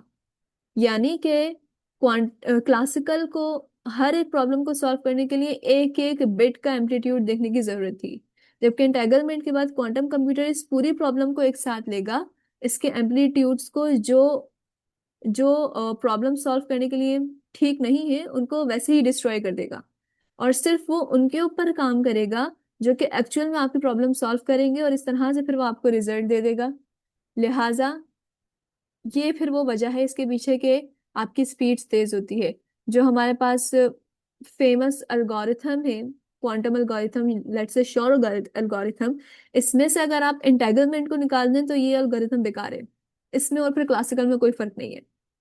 या फिर ग्रोवर्स सर्च क्वांटम कंप्यूटिंग में से, यानी कि अगर आप एंटेगलमेंट को निकाल दें तो फिर क्लासिकल कंप्यूटिंग में आप चले जाते हैं।